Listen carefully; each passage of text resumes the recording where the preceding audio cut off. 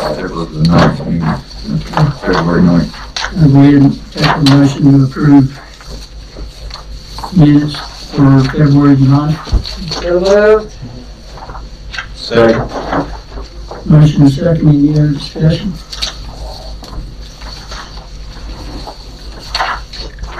Which one's doing it, Dr. Millsap or, okay. Oh, you call the roll. Oh, you call, okay, thank you. Sorry. All right, stepping from a new role. Okay, Mr. Chairman.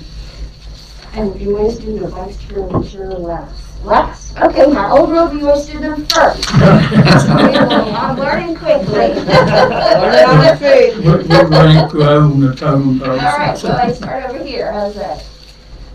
Mr. Coleman. I'll second. Mr. Booth. Yes. That's me. That's right. Ms. Puckett. Yes. Yes. Mr. Yoder. Yes. Okay, cheers. Yes. Okay. Thank you. All right, now I'll take a motion to approve the minutes for February 23rd. So moved. Second. Motion second, any other discussion? Call the roll. Okay. Roll on approval of the minutes, starting with Mr. Coleman. Yes. Thank you. Ms. Puckett. Yes. Mr. Yoder. Yes. Yes. Mr. Booth. Yes. And Mr. Chairman. Yes. Yeah, thank you. And next we have approval of monthly disbursements. And we have some additional ones.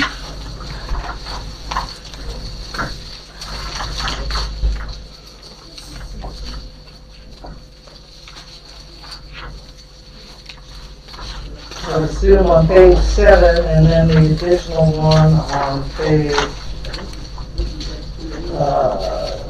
3 of the new. Does that complete the Norwell payments, or no? Okay, so. Well, that was a quick one. That was quick. But are all the boiler system, has the boiler, I mean, has that transition almost been completed? Do we know? It's close. They were Okay. gonna do a test, and I can't remember what date, they were going back and forth about what dates would work, and I can't remember what they ended up deciding. Okay. But they were gonna do a test here very soon. But everything's been installed. Yeah, all As the far heat as I pump, know. all the transfers, all the, As far as I know. Yeah, as far as I know. okay. All right, any other questions? Just one that's not related to the bill itself, but just a question on the page number 6, maintenance and service, elevator inspection and safety test, everything come out well. I didn't hear that it did. Okay. That's not, I didn't hear that it did, but I usually hear when it did. that's all, Mr. Chairman, I have. Just prompted a question. Thank you.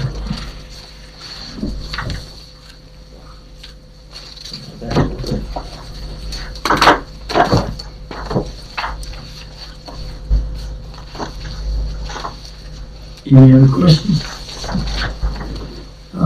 Floor is open for a motion to approve. So moved. Second? Motion second, any other discussion? Okay. All right. Mr. Coleman. Yes. Ms. Puckett. Yes. Mr. Yoder. Yes. Mr. Booth. Yes. And Mr. Chairman. Yes. Approval of the contribution. Just will call everybody up, read my statement. It is the intent that all persons attending the meeting of the board, regardless of handicap and condition, shall have an opportunity to participate. If any person present requires any special assistance, please let the board know in order that arrangements can be made. Okay. Good morning, everyone. I hope everyone is doing well on this nice, bright spring day. After the last few weeks we've had here in Floyd, the weather's been kind of crazy. At any rate, before I introduce the individual that I had brought to present before the board this morning, I was just wondering if anyone had any questions regarding their monthly tracking sheet that I submitted, or any other questions that you may have.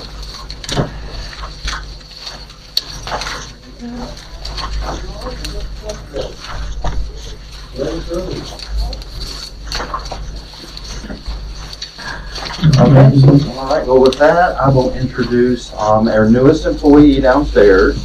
This is Linda Puckett. Linda comes to us from the city of Roanoke, where she is trained in adult protective services, primarily the investigation process. And Linda's going to tell you just a little bit about what she does, and then we'll go from there. Hello, everybody. I'm Linda, and I just started with Floyd County Department of Social Services. I'm going to be the Adult Protective Services Investigator, and I'll also be doing legal guardianship and facilitating the family partnership meetings, and also UAI screening, which is the nursing facility screenings that we do with the health department. So those are at least 4 of my job tasks at this point. I'm sure he has other plans for me. But I'm kind of hoping that as I'm here, that I'll be helping him to kind of loosen the workload that he has, as well as the workload that my direct supervisor, David Hope, has also. So, you know, Adult Protective Services, what that involves is we get calls from the community or from the state hotline about people in our community that they're concerned about. People that are over 60, maybe living alone and have, you know, sometimes as you age, you have diminished capacity in your thinking and in your abilities to cook and take care of yourself and those sorts of things. And so I'll be going out in the community and meet with people, see what their needs are, see what their strengths are, and if need be, you know, try to set them up with some resources that we have in the community. The city of Roanoke had more resources than Floyd does naturally. And so I'm going to be kind of, you know, learning that and finding out what we have, and then we reach into other communities and get the resources that the folks in Floyd need. So just a couple of things to mention. Thank you, Ms. Puckett. And you can stay up here with me in case you have additional questions for you. But as Linda mentioned, you know, she does come from the city of Roanoke, and that's a much larger municipality, of course. And so they have many more service options versus Floyd County. So one of the things that we're hoping to do and planning to do is address some of the challenges that we have here in Floyd County as it relates to adult services. One of those being, Linda mentioned the UAI screenings that we complete for those elderly individuals that may need that higher level of nursing home care. And when they meet that level of need, we do perform that uniform assessment instrument tool, and that determines whether or not Medicaid will pay for services within their home to prevent them from having to go into the nursing home. Because as you know, most individuals would rather stay at home if they can. One of the challenges that we see in Floyd County is that although we do have service providers that provide those services, the service providers themselves struggle with finding individuals to provide those services. So in other words, locating those individuals to hire to come to Floyd and go back, they really struggle with finding those individuals. So what will happen is, even though individuals qualify for the service, there's no individual that can provide them at that time. So, you know, some of the recommendations we have to make are where you may have to go into the nursing home in the interim until we can locate, or until these service providers can come up with additional individuals or locate those service providers. So that's one thing that we want to start looking at in the community, as far as more community education and hopefully, you know, a community forum in relation to getting the need, the known need out there so that we can hopefully provide better services to our elderly population, which are getting older every day. You know, and we do have an aging community, and we have a rather large population of elderly individuals. So having one person in the agency that handles all of those services is challenging. Yeah. On the other thing I would like to mention, of course, is guardianship. So when we have those individuals that are no longer able to make those decisions on their own, oftentimes we facilitate the guardianship process on behalf of the family. The challenges we have there are just locating family members or even friends that are willing to step up and take that responsibility. And so we do participate, of course, in the regional program of guardians. But again, there's a huge waiting list for that. So just, I think, the knowledge out there in the community, and maybe, you know, speaking with attorneys, because attorneys sometimes will step up and provide those guardianship needs that a community sometimes has. And Ms. Puckett here has some ends with some attorneys from the city of Roanoke. So we're hoping to maximize on that. So not to be the messenger of doom and gloom, but just letting you know what we are facing right now, and how we are planning to hopefully improve that as we move forward. Are there any questions? I've got one. I was just looking over the report, and one thing that kind of stood out to me was just the reports received on the adult medical services. Is it normal for it to be that much of an increase during the fall and winter, or is it? Well, Yeah, that falls, or? it is not. We have seen an uptick in the number of reports that we're receiving, and not only the number of reports, but also the cases that we're getting are much more serious and complex. It seems to me that the cases we're getting, and Linda's been with us since, I guess, the middle of February, we're in March now. And, you know, the individuals that we're seeing that just don't have the capacity to make their own decisions is what we are struggling with. Because again, when we identify someone who that has those challenges, first we have to work with their medical provider, because the medical provider has to stipulate to the fact that, okay, this individual is not going to be able to continue to act and make their own decisions or act in their own capacity. But we have to locate someone willing to act in that responsible role. And unfortunately, it's, you know, people don't understand that that's a huge responsibility. It's like basically taking custody of someone. And so when you do take that responsibility, and those are tough decisions to make, you know, and let's say maybe there's not a nursing home placement for that individual, that may facilitate that individual having to stay with that incapacitated person until we are able to locate an appropriate placement for them. So, but yes, to answer your question, we are seeing an uptick in the number of cases and the seriousness of the cases that we're getting.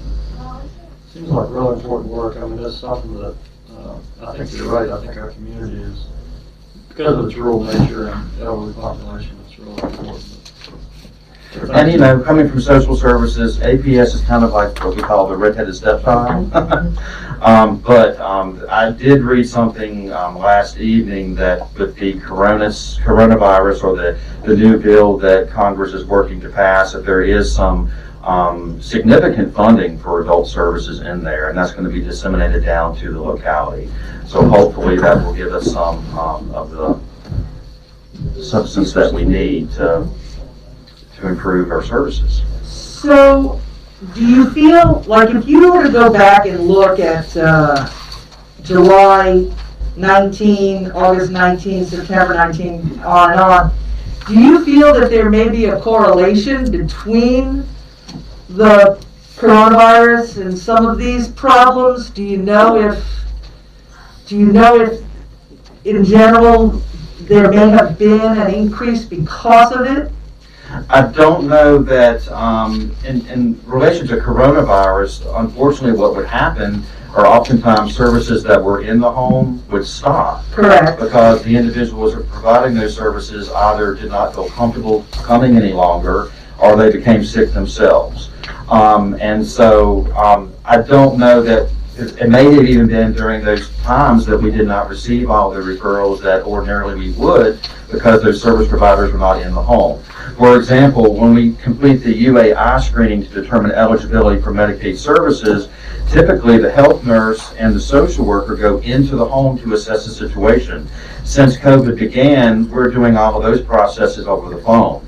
So it's really difficult to make those assessments when you can't physically see someone and how they're able to get up out of their chair or how they're able to actually care for themselves. So do you feel we may have an underestimation of the situation then in this county? I do feel that way at some point. Now, as things are beginning to open back up, and we're able to get back into the homes better than we were before, and more people are coming back into the workforce, I see those services that the service providers are able to provide here at Floyd hopefully improving.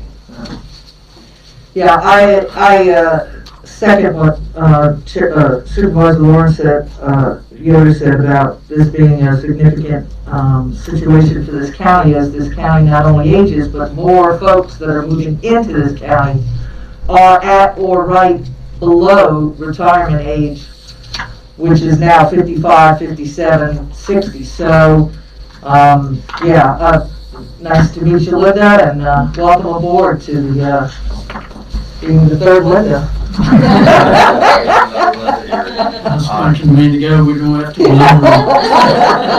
I'll go by the Lynn, that's what I've been most of my life. And just one final thing. I did mention this to the local board of social services at our board meeting last week, and they are very they're a very active board, and they're going to be stepping up to really work with the agency on solving some of these issues. So, okay, if there's no other questions, I will let you get on with your next item of business. Okay. All right, thank you very Nice much. meeting you. Welcome. Thank you.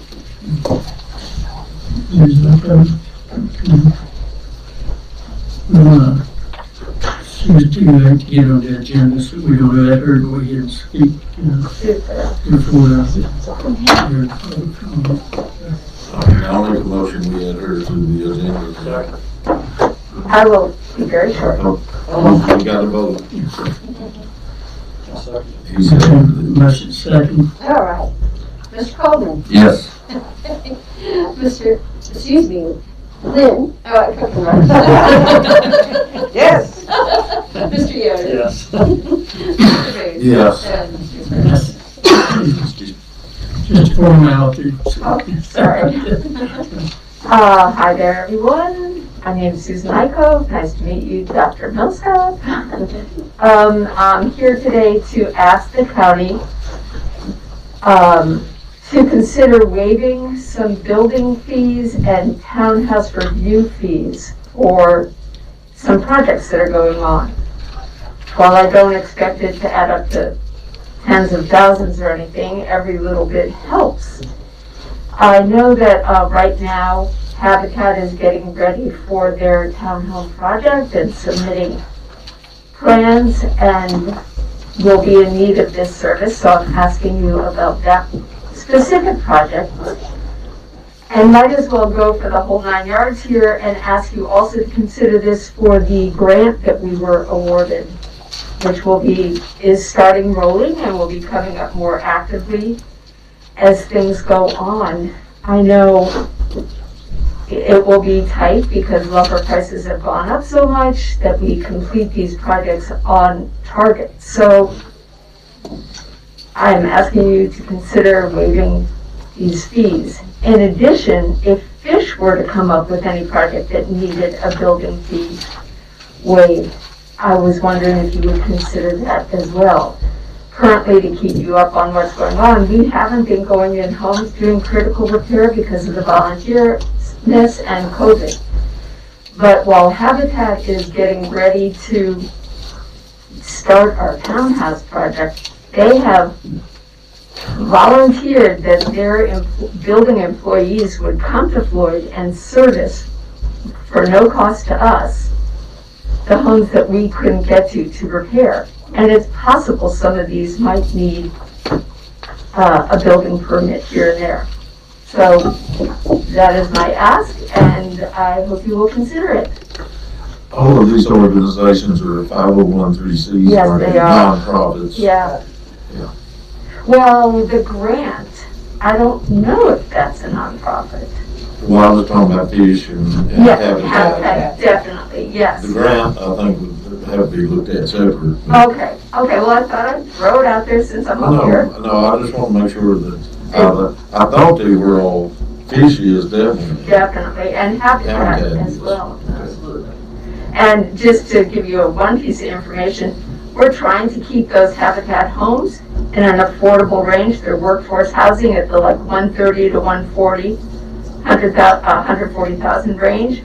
But in fact, they cost an additional $20, $30, $40,000, and they use private money to do that. So I'm trying to help them keep their costs as low as possible so that the fundraising involved will be possible. Any questions? No? Super. Thank you so much. Well, I'm just curious, amongst yourselves, what kind of cost are we I'll have to get with Mark and let him estimate. And that's one reason I was mentioning 501(c). I know several private, one in particular that is looking to do townhomes or something like that. Sure. And I personally can differentiate myself between a for-profit and a non-profit. But I don't know, we'll have to talk to Steve if we get in trouble doing one or not the other. Did you say more legal? More legal. Yeah, I guess the other question is just, you have to be careful about set precedent, because Right. if But every, there might be other ways we can help. Sure. So I think it's something we need to think through rather than just. Oh, yes. Yeah, there are other fees that will be coming up, like land transfer fees, not land transfer, but the transfer station fees that will be involved when we have to tear down some of these homes and the waste has to be removed. That's another possible avenue you could help us with. I think we'll have to run it by our attorney and Mark and our building official. Sure. See what all is involved and what we legally can do and can't do. Can do and can't do. And I agree with Mr. Yoder, and I hope you understand, we have to be careful when we set a precedent. Absolutely. We're trying to treat everybody as equal as possible. So. Right. Well, I will understand, but I hope you will consider it. Well, And certainly like the review for the plat for the like it may be that we might not be waiving fees, but we might be able to help out in other ways. Okay. That might offset that cost. Okay. Well, thank you very much. Definitely worth the calls to attempt that. Yeah. Thank you for bringing that to our attention. Thank you. Yes, absolutely. I'd rather put money in some debt than some things we have to. I The state tells us we don't have a choice. We're back a minute on schedule now, so. You go on.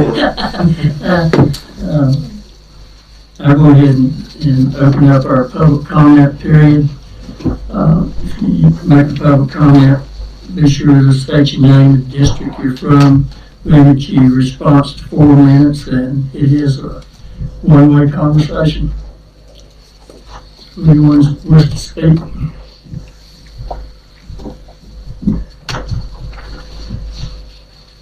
All right, I'll declare the public comment period closed then, so we'll speed up and get our constitutional officers in. Let them figure out which one to talk first. You let the attorney go first. I defer after you. Is that your way of being more legal? I always hope to be more legal. You should just let the attorney go last and let him clean up whatever mess. That's my theory. I don't have a whole lot to say, so I won't have a whole lot to clean up at least. I just wanted to come say hello this morning and Not a whole lot to, different from, last month when I came in. I still have one in the academy. Just an awesome day to see the sun out and the mud drying up. I imagine Mr. Yoder's pretty excited about that, Mr. Terman. Actually, Terry, you got some cattle too, don't you? And Mr. Coleman. Everybody. Lots of the rain. Yeah. You gotta get fertilizer in there though, don't you? Well, But, other than it that, makes it easier to get in on the nursery side though, so you're in the same boat. you could dig some today pretty easy, I imagine, if you get in there. But, no news to, say, just wanted to comment if there's any questions or, I imagine the budget meetings will start with us here pretty soon and I'm sure I'm looking forward to that, but, it is what it is. I imagine y'all are. There were like 6 of those. 7, 8. That's it.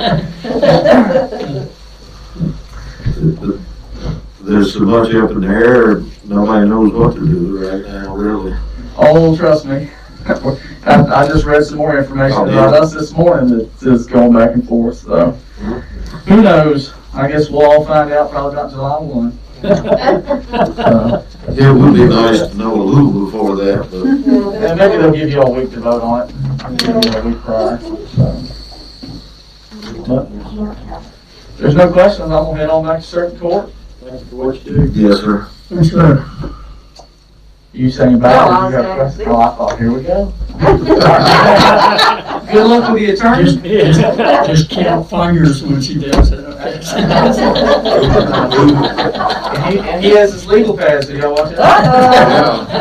Always great. Time for a break.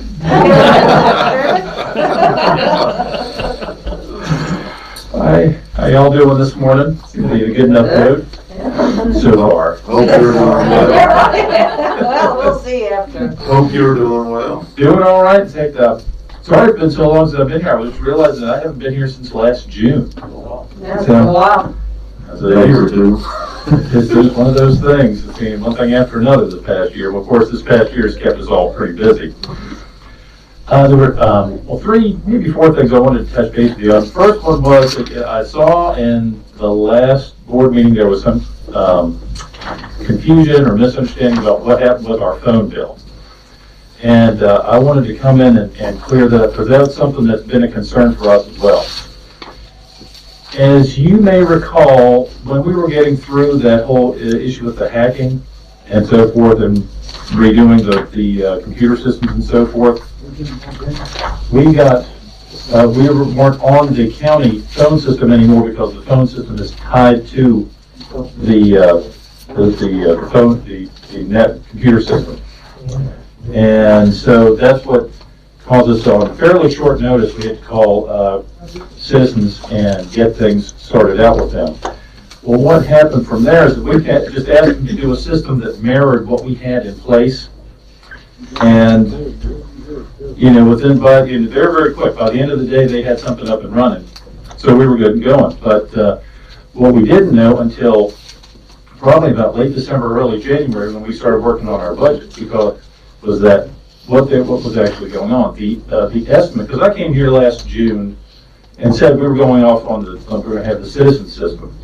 And remember mentioned at the time there was going to be about a third more. That was the estimate that was given to me by Gary Reedy. So we were trying to adjust that. But it turns out it's been more like double. And as near as I could tell, what happened is that once we went onto that system, they started billing the county directly. We didn't get to see any of those bills. And the first time that I saw the bills was when we started working on the budget. And so I've been working with Gary Reedy to try to do something to reduce that. One of the things that was a mistake that I think they did is, because we have 5 people that work in the office, they gave us 7 lines. We don't need 7 lines. You've got one. There's one line for the fax machine. Yeah, that's dedicated. There's one line that brings in the internet, and that's fine. And then they gave us 1 line per person. Well, we don't need that because we rarely have more than 2 phones going at once. So we're going to try to get that down to 2 lines and see if that helps. We also want to change whatever default long distance they put us on. I think that's a good chunk of it right there. Because it's all on how you define long distance. So if we're making most of our calls over to Radford, Pulaski, Dublin, Montgomery, and down in Roanoke, that's where the bulk of our calls go back and forth to. And apparently some of those fall, I don't know which ones actually, fall into the long distance category, and so we've got something with that. So that's something that we're working on to try to fix that. Because when I saw that, that was all a concern for me, because that was not going to fit anywhere near in our budget. But having said that, if there's any way for us to find a way to get back onto the county system for the phones, we'd be glad to look into that. If we could revisit that and take a look, because the way I've seen, and I've gone to the other offices in the courthouse, our setup is not that different from theirs. And so if there's a way for us to get back into that, I'd be glad to have that revisited and look into, because it's the phone system is not an issue for us as far as causing any problem with our network. Our computer network is as simple as can be, because it's a closed system. We've got 5 computers on it. We turn it off at night. So there's no presence on the internet. It's just we get on there and our central hard drive, we just pull the thing out at night. It's disconnected. We save everything and then pull it out. It's not physically connected to anything. Yes. So, I know that there was a lot of confusion, and I understand that the pandemic and the hack and all of everything kind of colliding all together caused certain things to happen. But do you think that perhaps you acted in haste to try and get something in, but yet we didn't really investigate thoroughly how to, and this is not laying blame, Eric, by any means. It just seems that it might have been better, and I know that there was so much going on.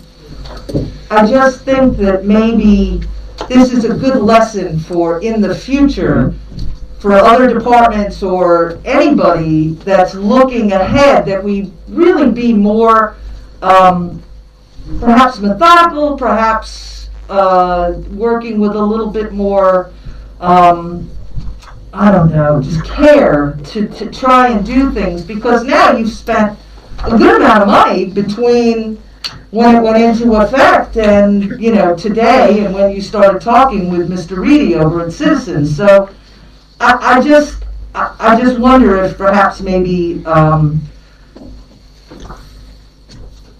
if I may use a word that you folks use a lot, a more deliberate approach. Oh, absolutely. Perhaps would have been better. I think what happened is we had basically, with everything going on, Right. there was a lot of pressure to try to get systems up and running. And I know that administration down here was up to their eyeballs in it. Mm-hmm. And in the midst of that, some of the communication seems to have broken down between a number of the offices in the courthouse, particularly, and down here, as far as how that went back and forth. And unfortunately, when the decision was made to take us off of the phone system, we weren't informed. And there was a breakdown of communication at that point. And the problem is that it was like a Tuesday morning that the phones got cut off. And we had to adapt. At first we thought it was just an error because they were blinking on and off during that period, because during all the repair work. And for about a day and a half, it was before we figured out that it had been withdrawn. And so we had to kind of scramble to get that put in. And that I think was, so we had to, because we had a number of issues there with not being able to be in contact, because by that point the courts were up and running again. We were fortunate during the early phase of all of that, the courts were largely shut down. But towards the end, we were getting at the beginning of June, that the courts were up and running, and so we had a number of people that wanted bond hearings, and judges were calling and asking to we were setting special hearings by Zoom, and and other video conferencing, et cetera. So we were under a certain amount of pressure to be up and running again as quickly as possible. And I think that, yeah, there's always an issue to be learned about the lack, when we have a breakdown in communication. And it's easy to do when everybody's clamoring to try to get things done yesterday. Absolutely, and I know that armchair quarterbacking, now is easy for us to do, and hindsight being 20/20, and I could go through all those, things. But I guess what I'm getting at is, hopefully we'll never have anything like this again, but I believe that this is a lesson in really trying to make sure that we work towards open and honest communications with all people involved. And it's so important that you make those efforts. You just on all parties' halves. And I think this is a very good example of how we can improve. And I blame myself, because part of it is coming down here on a regular basis. And even if we don't have set meetings, even if, like what Sheriff Craig just come down, see if there are any questions, see if there's anything going on, because we don't always, up there, if a question comes up, it's liable to be something that comes up in the middle of a meeting. It's not like you can take a break and call. It's a matter of trying to be here to be able to answer questions and things that come up just as you're thinking about. Well, I think the more that, like she said, we can do the 20/20, we can do the blame and all that, but I think you hit the nail on the head. And I think, if it doesn't interfere with your system, I think we should have our tech people look into this. Saves your department money, saves the taxpayers money. Have them look into it and see if we can get their phone system hooked onto our side. Now, I understand you need the separate internet. Yeah. But as far as the telephone, it may save the citizens and may take care of the situation. And I know at the time communications were kind of up in the air, best way I can put it. But you'll understand this. At the time the state police came in, they took over. And they were very careful in allowing staff to give us information at first. I know that sounds bad, but you've been involved. That's standard procedure. Well, you're in an investigation. I'm not making excuses either. Please don't take it that way. I'm just explaining, the situation. You probably found yourself involved with them. Sitting there scratching your head. But I think your idea of let's look and see if we can add it back, as long as it doesn't disrupt your office. Right. I think that we could systematically, we take a look at it. I think at the time everybody wanted to get it up and running. I think there was something about getting things secured for the voting. There was a different standard there. 10,000 things going on. And it all needed to be done yesterday. I mean, I understand that. I was talking with Amy quite a bit during that. The concern she had going on with that. So Follow up on what Jerry was saying, and your defense and everybody's defense, because I was involved in that some, but we had 5 or 6 different agencies in here investigating. And every one of them was telling us, keep your mouth shut, don't say nothing, everything's highly confidential. I caught heat, county administrator caught heat, because we wouldn't share information. We couldn't.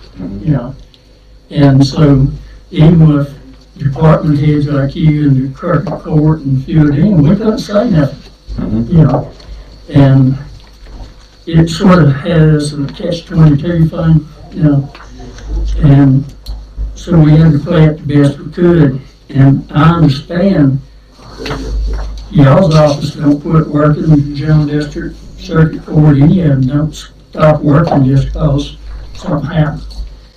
So it put everybody in a precarious situation right there. And all that, it is still an open case. It is. There's lots of aspects we still cannot discuss. Right. I know, it's actually, I had heard from the state police not too long ago that is an ongoing investigation, and they still had some questions about some things that needed to work with them on.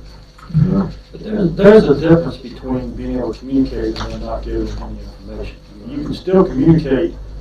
You can still pick up the phone and tell someone, I'm sorry, I don't know what's going on, but as soon as I do, Yeah. so, Years Moore's done that. She tried to keep everybody informed, but we But can't. she couldn't go any further I'm than not that. arguing with anybody, I'm just No, saying, no, that's, I Well, I don't mean that's to between being reopen able to. all that. I just want to get to think, because I think that there was some misunderstanding about the phone system, and I didn't want anyone to get the impression that we're being fiscally irresponsible. Because one of the things that, and Lauren probably knows this, when I first started running for this position back then, the fiscal responsibility for a public office is what I put very highly. And one of the things I was going to bring you all up to date on, because we weren't able to do it before, is, with the cost collection program, that's something where we're giving back. I mean, it's not like we're going to be a net, contributor to the county, but at least we're giving back some. And to date, with the cost collection program for the 3 years we've been running it, well, we're coming up on 4, we put in just under $30,000 back into the county coffers. And now it was down a little bit last year, but that was definitely COVID related. It was down about a quarter because about a quarter of the year was affected by it. I don't know what it's going to look like this year because it's been kind of a crazy setup, but that's continuing. We put in back part of what we do is we try to take advantage of all the state programs and so forth to help the county out. So we use state money rather than the county money. And that results in when I first came aboard, we hired my assistant Ryan Hupp, and Ryan, by his coming in being paid for by the state, we were able to put back $30,000 to the county because that was being used to pay the part-time assistant, Mr. Hapgood. Since then, I'm also wanted to announce to the board that Mr. Hupp has been able to go through and complete a program with the state called the Career Prosecutor Program.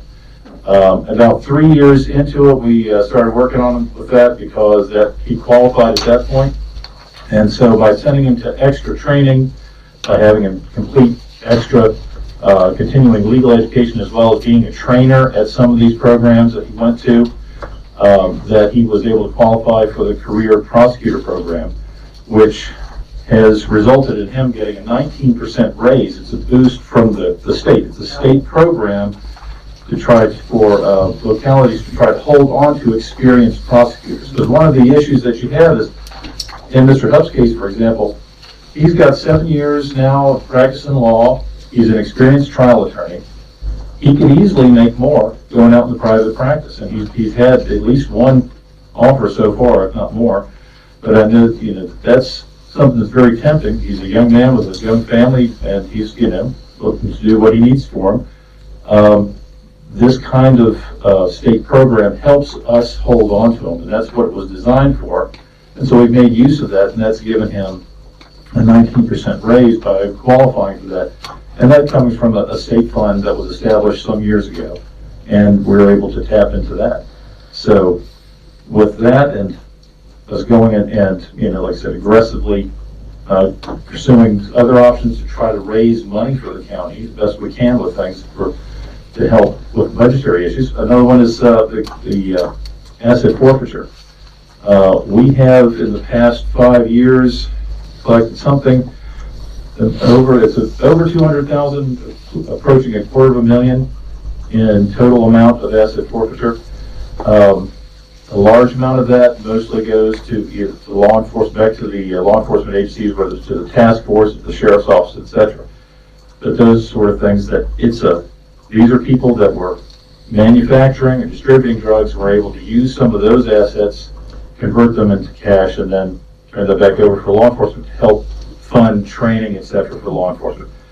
And all that's very important to try, particularly for a rural community, to get these extra sources of funding because it's out there and we can make use of it. And I think that far more rural communities could do that to give a boost to their the sheriff's offices and local police departments. And that's basically what I wanted to cover, but there was one other thing. I remember about a little over a year ago, before all the pandemic hit and so forth, I was trying to come down on a more regular basis and give you all someone who's kind of an unsung hero in the system, at least from my perspective and what I'm seeing. And I was thinking about that this morning, just as I came in. I would have to say that the one person I'd point out is Mr. Alls in social services. Since he's come aboard, now he's coming in, he's told you things from his perspective, but from my perspective, he has done an incredible job in expanding the services of social services towards people, working with law enforcement to help these people being afflicted. We have seen a number of cases where we have people that have been abusive of the system because he has investigators that are working to track down people that are abusing and take monies that they're not entitled to with welfare fraud. But Child Protective Services is working closely with the Sheriff's Office in a wonderful way. And also Adult Protective Services, because I'm sure I'll be seeing Ms. Pruitt, because we have a number of those issues. As he said, we have an aging population, and we are seeing more elder abuse type cases. And more people that we have that are experienced to help work with that, that's going to be handy to have, and we're going to find that a very necessary resource. But he's done a wonderful job. We started, I've already seen an increase in the morale in the people that we work with from social services. So I'd say that we've got a real find with him, and I'd say that I just want to let you know that I think he's an unsung hero for him and his department.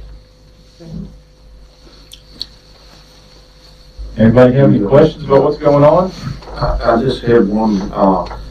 I'm sure you're aware that Montgomery County is finally moving forward or getting ready to move forward with the mental health court, just like they have the drug court. So it's my understanding they're going to try and get that up and running over there, work the kinks out of it, then expand it to the other areas. And hopefully in the not too distant future, you'll have another tool in your toolbox, so to speak. Yes. I mean, you see it every day, more so than I do. There are people that are basically, due to the laws, having to be locked up that need to be in a different type facility.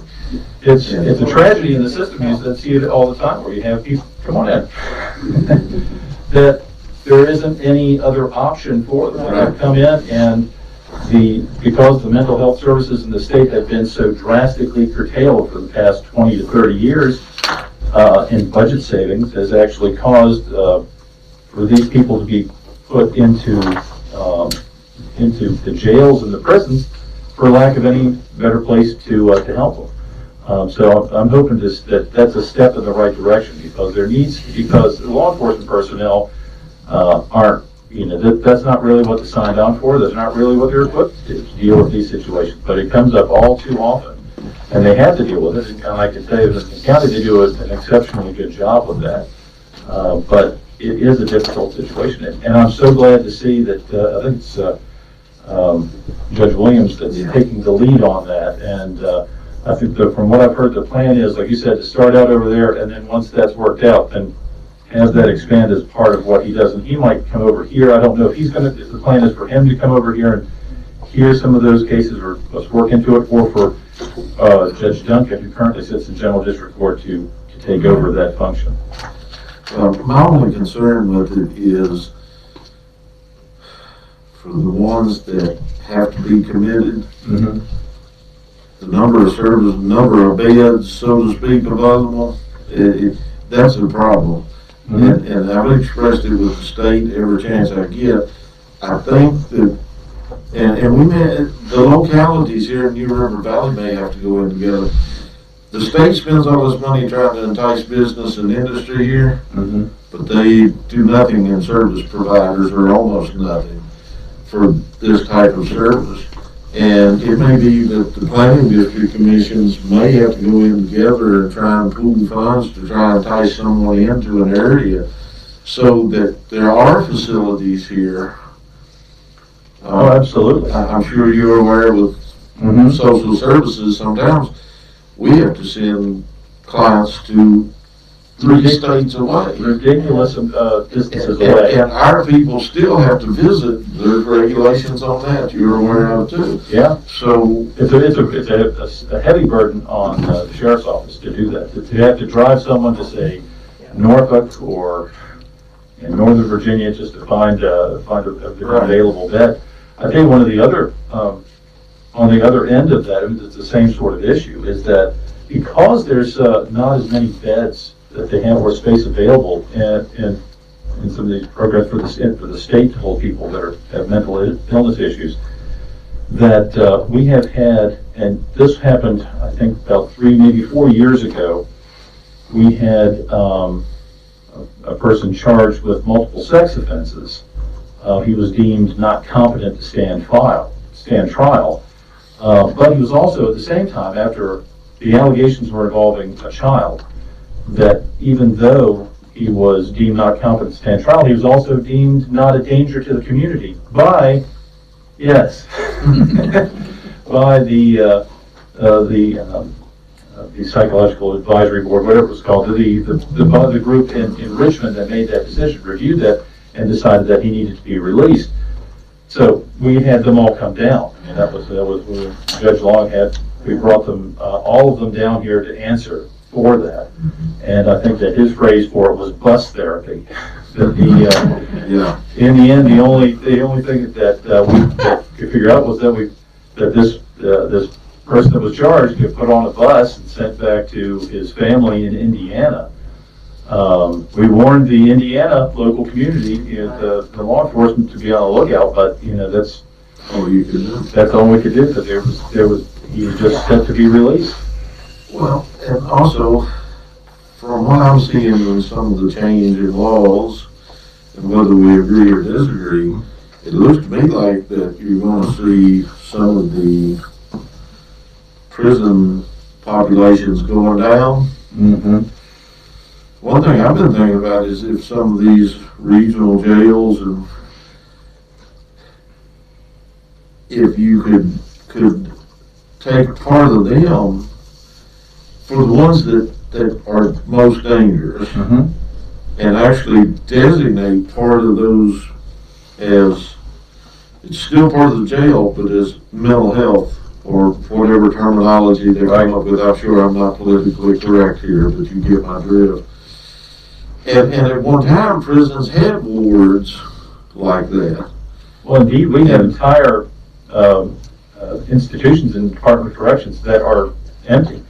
Right. And those are, it wouldn't take much to bring them up to speed as far as make them more amenable, functional again. But so there's space out there available. It's a matter of converting and using it, putting the money into it. And unfortunately, it's the state's not interested. It's not interested in that. It's not for whatever reason. It's not a high priority, and it keeps getting shunted to the back. And even after efforts like someone like Senator Predeeds, who I worked with when I was up in Allegheny, and the horrific situation between him and his son, even his efforts to push on that, it still hasn't expanded. We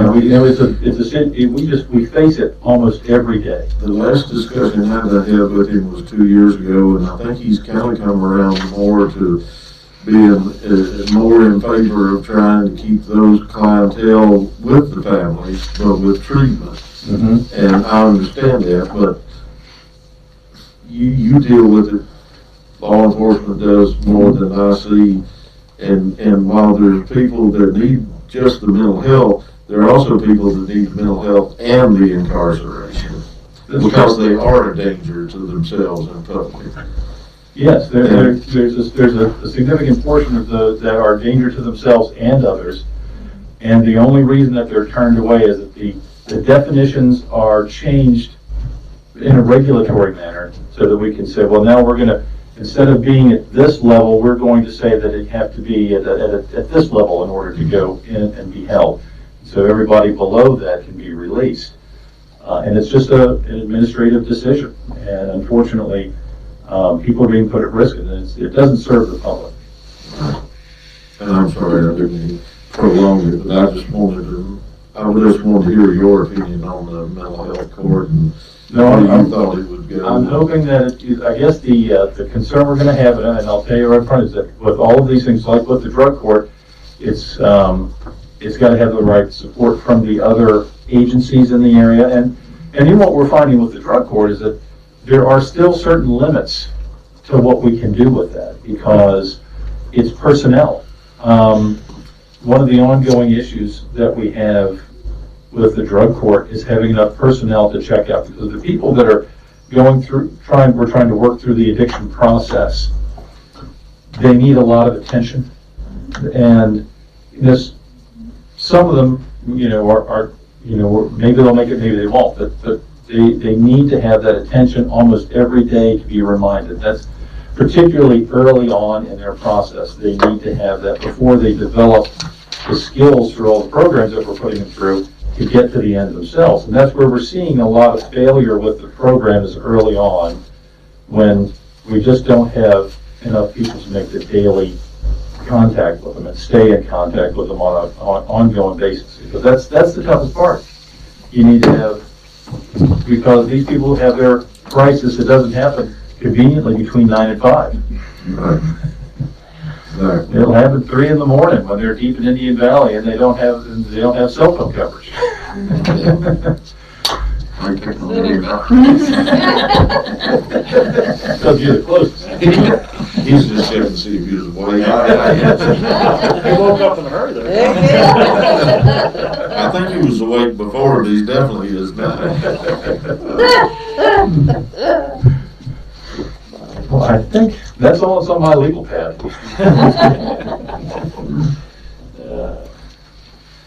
Is there any other questions about what's going on? I can tell you that we have other big things brewing that we're still working on. So there's going to be more coming out, as there always is. But I did want to say that with social services is doing a bang-up job. We're getting a lot of help from them on some cases that we've been working on. That's good to hear. Yeah. A quick question, can you give us a status update on the investigation of the fire that happened in town? I haven't heard it. Nothing's crossed my desk on that.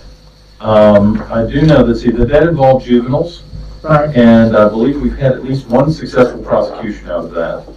But because it's all in juvenile court, that's probably why nothing's been heard, because when we go through juvenile court, then it's not a public proceeding, and we go through that. So there has been. Because we're almost 2 years now, right? Yes, that was the perpetrators or alleged perpetrators were identified, and the proceedings were brought in juvenile court. And I'm pretty sure that those are all the ones that we're able to do anything with, that were taken care of. The problem, of course, in any kind of juvenile situation, when you have a massive amount of damage where there's a monetary, there's restitution required. We can't, the law doesn't let us go after the parents and make them pay. Right. And of course, the juveniles don't have money. Right. And don't have a means to get that. So the restitution to be paid to that is difficult. Right. So, I'm just wondering, it appears to me to become now, after 2 years of being a shell of a building, becoming a safety hazard. I know it's in the town of Floyd. Right. And I know we have no. well, I'm not sure. I think that actually the county would have jurisdiction on that. The town actually has jurisdiction, and they, within their guidelines, they have a time frame Right. or something. But as long as the until everything's closed, I don't think that time frame can take effect. In other words, it's still an active crime scene until everything's closed. Oh, I see. Well, I imagine it's a matter of if the building inspector would be, I think the building inspector is the person that's actually going to be, would be notified as far as that's still going on. But I think if it's still considered, unless they release the crime scene, so to speak. Oh. That's where I was coming from. I don't know if it's been released by all the investigators that was involved. That's true, because it does trigger a state investigation. There's a special state investigator that goes into that. But I think that phase of that was completed. That has been completed. Well, yeah, it's my understanding that the 2 years, I think it's 2 years, starts when that is completed. So if that wasn't completed until last year, you still have another year. I just think it's becoming a safety hazard. Well, I know the town has been dealing with it, and I apologize for not knowing more, but. We'll let them figure it out. There's always something else. Bill, take care. Thank you very much. Thank you. Mark, can I borrow just a little bit of your time? And take all you want. No, Ray, I I'm know comfortable. you were very obliging, I should say. I need a motion to add Dr. Wheeler to the agenda. So moved. Second. Motion is second. Alright. Ms. Coleman? Yes. Ms. Coleman? Yes. Yes. Mr. Yoder? Yes. Mr. Booth? Yes. Mr. Terman? Yes. Motion passes. By the end of the day, it'll be old hat to you. I know. Good morning, thank you. Thank you for getting me in here. What you guys talked about, what you asked Mr. Booth, is probably one of the most unfunded positions that VDOE and the House bills are coming out in mental health. And I will tell you that we've been very fortunate over the last 4 years to continue to build that support in our schools from that. To give an example, there's a House bill now that requires all school systems to have at least three specialty positions, and they include a school psychologist, a licensed behavior specialist, which we put that in last year, nurses and other mental health professionals, and we have met that not because the state said so, because the need is there. And it is, we're so fortunate here in so many areas from that standpoint that we have a good grounded program that we can start with those 3-year-olds in those homes, and we work with social services, and there's no question it's a federally underfunded organization, the community services. So many of them, and New River Community Services and their counselors in our schools is so beneficial. And we added another school counselor, reallocated for one last year because it was another SOQ requirement. So we've hit those without, because it's the right thing to do, and fortunately it was within our direction we're going. From the budget standpoint, and I've told you, and we're going to reiterate basically what I said 4 years ago when we started. You have to be efficient every year. There's no place to have extra positions in case times get bad. So we've absorbed over the last 2 years. The state, after the pandemic budget, it was $400,000 less. They didn't put that back in. As of now, the House and the Senate have come together. We have that. We don't have the governor's finalized budgets, and we always work in the worst case scenario. Now, with that said, we have a 6-year plan. It's an evolving plan. When we did the salary scales, which is 80%, the plan for that was you got to have some constants, and one of the constant is to keep the constant local funding there. When there's a state raise, we don't want to come and try to get it from another source. It has to be part of the overall plan, and one of those, 4 years ago, we got the mechanisms working right, and the key to that is give a step every year. Well, let me explain the raise as far as it is now, the state raise. It's not mandated to my knowledge, and you have the option to get a prorated version if you give 2%. But it's a biennium. That means you can count this year we're in and next year. So school divisions, which I can only speak of that organization, if they didn't give anything last year and they want that full 5% of the funding, then they will have to give a 5%. And the bonuses, whatever they give, don't count. We were able to give a step. So currently, and this is the way the mechanism should work, if we gave it the amount from the Senate and House, we won't have to come and ask for any additional funds. Now, one of the things, because we were in that sweet zone here, and that's why we have so many good things going on with debt coming off. Interest rates just rock bottom. I think we can still maintain that. So right now we have a $208,000 debt service coming off our budget, and it's on our website there. So our plan is to ask for $208,000 less. There's no question that we could use another primary mental health, special education position as we're building this at that level. It's not SOQ, and we still have to wait to see what the governor's budget is going to be. But our objective is to stay with that. I think it's very important through these times to be able to do it and be efficient. Now, with that said, we got ahead of some of the new SOQs. We already have them in place. We absorb things. Now, when you absorb things, it will get to a point where it's pretty cut and dry. You say, this is what we have. We have to have this. It's required. Then we'll need it. I mean, this budget downfalls, that's why it's a nice 6-year plan, because you got enough time to go up and down. Pandemic provided the downside for us.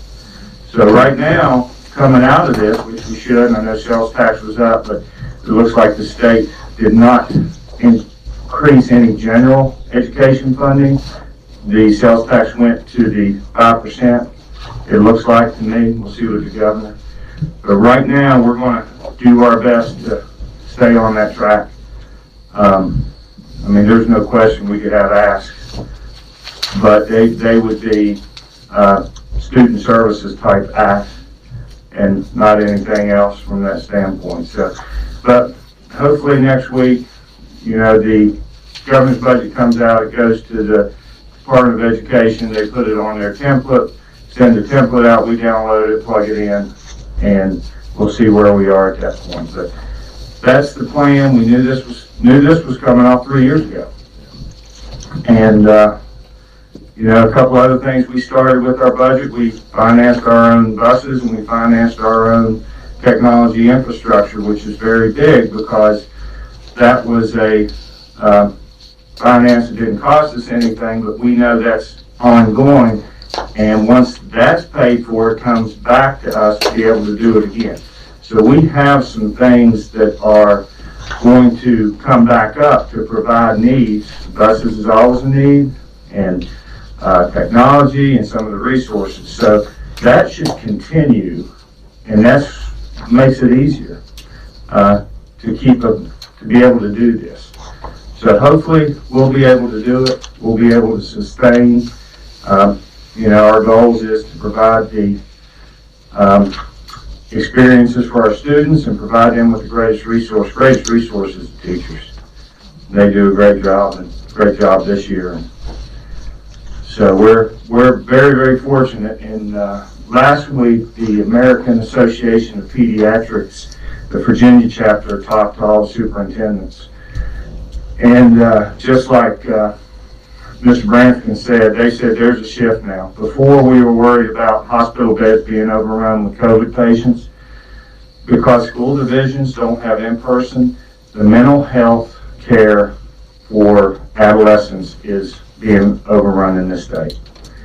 And you asked me about the governor's order. Right now, as far as this morning, there's still 11 school divisions that have no in-person instruction at all. None. And it's going to hit the state at one point. And I tell our teachers, people will not know how fortunate Floyd County is maybe 15, 20 years from now when we see the impact of some of those localities, and we won't have the same impact here because our kids are with us. It's going to be incredible. Now we have probably 2 years, which the CARES Act is going to help us with continually looking for the learning loss, the mental health things, and we'll be able to do that with the CARES Act. So, and the other thing, I mean, just pure luck. Pandemic is not luck, but the CARES money, when we went through our HVAC project, cut it down, got it to what a comfortable thing was, it was over $3 million taken off. Great thing. Well, with some of the CARES Act money, we're able to put back some of those things because it's about the air ventilation. So we're going to get air purifying in there, we're going to get the systems in and the controls, and what a fortunate thing that it's not on the county's dime and it's not part of the loan, but we're able to do it. And we're getting estimates on all that, and contractors are giving us that. So that's going to be a great thing. And Indian Valley, we had 2 other ones in Indian Valley. This is amazing to me. We had 2 water systems. Obviously, the BDH tests our water. It's fine every year, but the tanks were about gone. So BDH on Friday, we got new tanks. We have everything, new systems in. BDH cleared Willis and Indian Valley Friday. We'll run Indian Valley Tuesday evening. All the professionals will be up there, make sure it's running right. The Indian Valley tank has been there since 1952. Wow. We have been known to get usage out of stuff. I'm gonna tell you what, it's not gonna be an antique unless you wanna go out there and dig it up yourself, because it's staying right there in the ground. I was around for that project. That's what I was gonna ask, Jared. I was around for Did you vote on that. that one, Jared? A little bit before my time. Yeah. He's probably got records in his basement of it. But Probably do. But it's moving, it's moving along, and like I said, we're gonna be able to add back and get these buildings and put some air purification systems in, put the top-notch air purification systems in all of our buildings as part of the new system. So worked out beautifully from that standpoint. But more to come on the budget, and we'll see. I'm hoping it stays like that. That's our key. You know, if the state drops a ton of money in your hand, may ask for one position, but if not, we'll make do. And we want to keep the debt coming off like this instead of like we used to in years past, roll over the operating budget. It needs to come back to the county to continue to pay for whatever other debt. So. I'm just curious about the timeline on the heating, the cooling systems. I'm just curious what that looks like. The AC? Yeah. Supposed to be by the end of April with the AC units. And we're working with Train's putting those in. Train's giving us a bid along with a couple other companies for the air purification, but Train is getting those in, and we're looking for the end of April. Now, once all this is done, we still have a year warranty on everything, so that hadn't started yet. You know, Timmy Cox goes through, we went through with the Thompson-Litton engineers who drew the plans up. And we want to make sure every room, if there was a room on a corner, you know, things like that, we want to make sure that the unit that they sized up is big enough. If it's not, we're going to get it replaced. And so that's where we are now with it. Once they get those running, we're going to go back through it with the engineers. They're going to test them. We're going to see, and we'll be able, if they don't fund it, we'll be able to fund it ourselves with the CARES, because it's air purification and airflow. So you'd be able to use those this current year, at the end of the year. I think that's, Hopefully, I think people are really going to be excited about that. They are, the controls, and they're putting them in nice, you know, aesthetically, it looks good, and, you know, with any construction, it takes a while with subcontractors. We're getting it, and then we'll go back in and beautify the rooms, whatever they did there, and we'll go back through and put whatever, you know, we gotta look at some aesthetic things, boxes, and make sure it looks good in all the rooms once it's all done. Get things painted if we need to. But, you know, it's moving along, and it's going to keep advancing. Thank goodness with the CARES and the ESSER fund. And, you know, we don't get a lot here because it's based on different federal grants, formulas, type 1 formulas, but we'll get enough to put back a lot of good things that'll help everybody. I think that's an amazing feat, really, to go from where we were a few years ago, cold boilers and no air conditioning, opening the windows and hoping kids don't climb out to, you know, to being able to heat with cleaner heat and air conditioning. It is, and then we'll keep tweaking it, and we, you know, I think that's all. We're in a good place with that. Clean environment's a good learning environment. It is. It is. I'm really anxious to see. I told our board we'll have some different looks at this air purification, and we'll get those started, and not an extensive put-in at all. Right. But it'll work.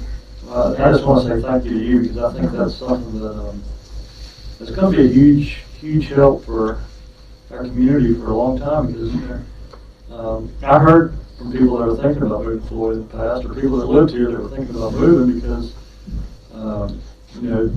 going to a school that was so hot in the early and end of the school year, and then having, kids with asthma or something that were having some issues that, with the cold. I mean, I think that's a huge step, and that's a huge accomplishment for you. Yeah. And this Thank you all both for us. I mean, we're fortunate to hit it at the right time with the right people in the right economic times, and you took advantage of it, and it's just, can't beat that. And getting this filter system back on. Yeah, that's great. That's gonna help even more for a lot of the students. There's no question, and it's going to be a high-end one where maintenance will be low on it, and it'll work for a long time. We'll know how to do whatever we need to do with it, so. Yeah. I just have one quick question, if I could, and forgive my ignorance on it, but, you have a nursing curriculum? Yes. Okay. Is a part of that, or would you be open to looking into maybe expanding that? I don't know if it'd be enough for a completely new individual curriculum, but something or you may already have part of this, something in the mental health area, or like a social services type. I think I was open at career opportunities, especially with the CCDC.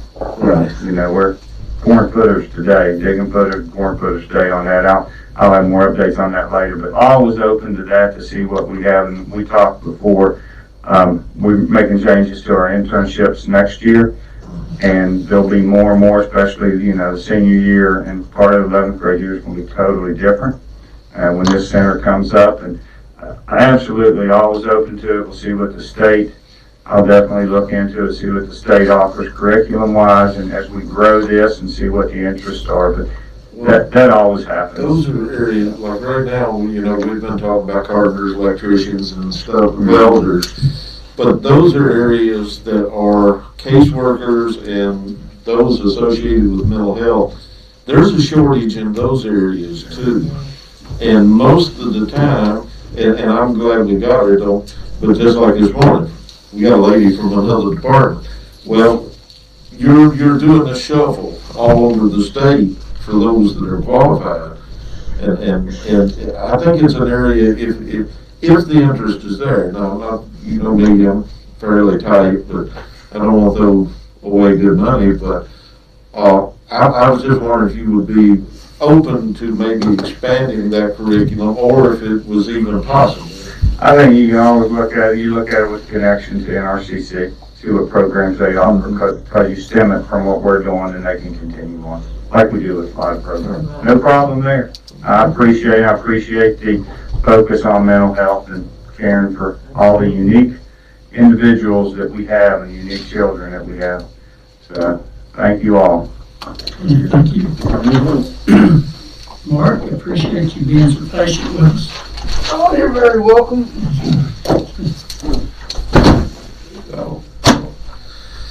So what y'all want to chew on this morning? What do you got? Well, we'll start off with the rec building, I guess, if you like.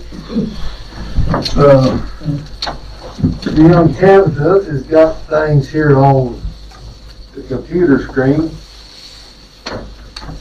May I come forward? Yes. I don't want to scare you. No. As long as you don't talk about big dollar signs. No bigger than what we already talked about. How about that? We can save that for last. Oh, okay. Okay, we're looking at this building. Now, in the past, we talked about putting it over here, where the old storage container is. Well, we looked at that, we looked over here, and I've looked over here. At this point, the building's sitting about 3 feet lower than the elevation for the septic line. Septic line runs right through here. So if we put it here, no problem, it's gonna be an extra cost of probably $15,000 for a pump station. We gotta hire a licensed engineer PE to do the pump station design and so forth like that, plus the system. So, now we got this area here, which I found out this property is part of the county's. I didn't know that. So, we have to run the cows out, we have to do a whole lot of earth movement here. Probably a large retaining wall, and that's going to increase your price. Now, it's y'all's money, it's not mine. I don't care how you spend it. But we got the batting cage right here, sitting pretty level on grade. We got just from ground point, top of grade, from here to right in here where the sewer line is. We got 1.5 foot fall. Plus that sewer line supposedly is about 2 feet deep. We haven't found it yet. We've been looking, but we know it's there. I did have Mike Sharp come. We run a stack as far as we could. We found it to this point here. We found elevation here. So the pipe's clean, so it's got to have fall. So calculate the fall from that point there. We should be good. So therefore, my recommendation is pick up this batting cage, put some extra dirt right in here, put that batting cage up on some good soil, and put your new structure here. That's y'all's decision. And that's on pretty solid ground right there from what I remember. Yes, yes. Because the way that ridge line went through there, then, Exactly. yeah. The ridge line is right at second base on the angle. I hit it multiple times right there. Right there. Right there's the top of your ridge. And everything was took down and then fanned out. Because we literally had to go out and jackhammer the ridge down several times to go get second base. Did you? I had to bring my hammer drill. Out to cut it. Well, that's good. I mean, that was my concern because years ago, I mean, it's been a long time, I wasn't sure, but now it's starting to come back to me now, especially after you mentioned where that ridge line was at. I know we sheet footed, but I didn't know if it was compacted to the, I was always concerned about that over there where that was at, on the compaction, but. I'm sure we dug some test holes here and the soil was good. We hit one rock, but it wasn't much bigger than me. So the soil seems good there. So, leaving up to y'all, I kind of looked over here, but this falls, straight falls too much, it's soft soil there. Yeah. You kind of between a rock and a hard place. Well, if we're looking at, with the things we're looking at, and when we've recently talked about this, that would be somewhat more centralized anyway. It would be That's what I'm getting ready to say. I like it there because if he's in the office, he's got Yeah, the the vision. visual Yeah. of what you put the office back on the side toward the driveway. Yeah, exactly. I think it's a good site. Makes sense. Now, according to the way that the batting cage, what would the size be compared to the batting? You know what the batting cage dimensions are? Just out of curiosity. That cage, I think it's 32 by 80. I think this building, what we're looking at, is going to be about 20 foot longer. What I would like to do is move it back as far as I can. Right. Get the balls to slow down so there's no foul ball. Just don't put any windows over on that. Yeah, no windows on that side. No windows on that side. Okay, we can do that. Put you a real heavy grade across. Steel Because you may want a window. Yeah, you might. We'd like to have some light, natural light. We Well, can put the some light. offices on that corner to be able to see what's going on. We can take some, Put some good ball- where you fish your grandkids Put in. bars on it or something. You can hang out just like. Yeah, hang down. Okay. Everybody good?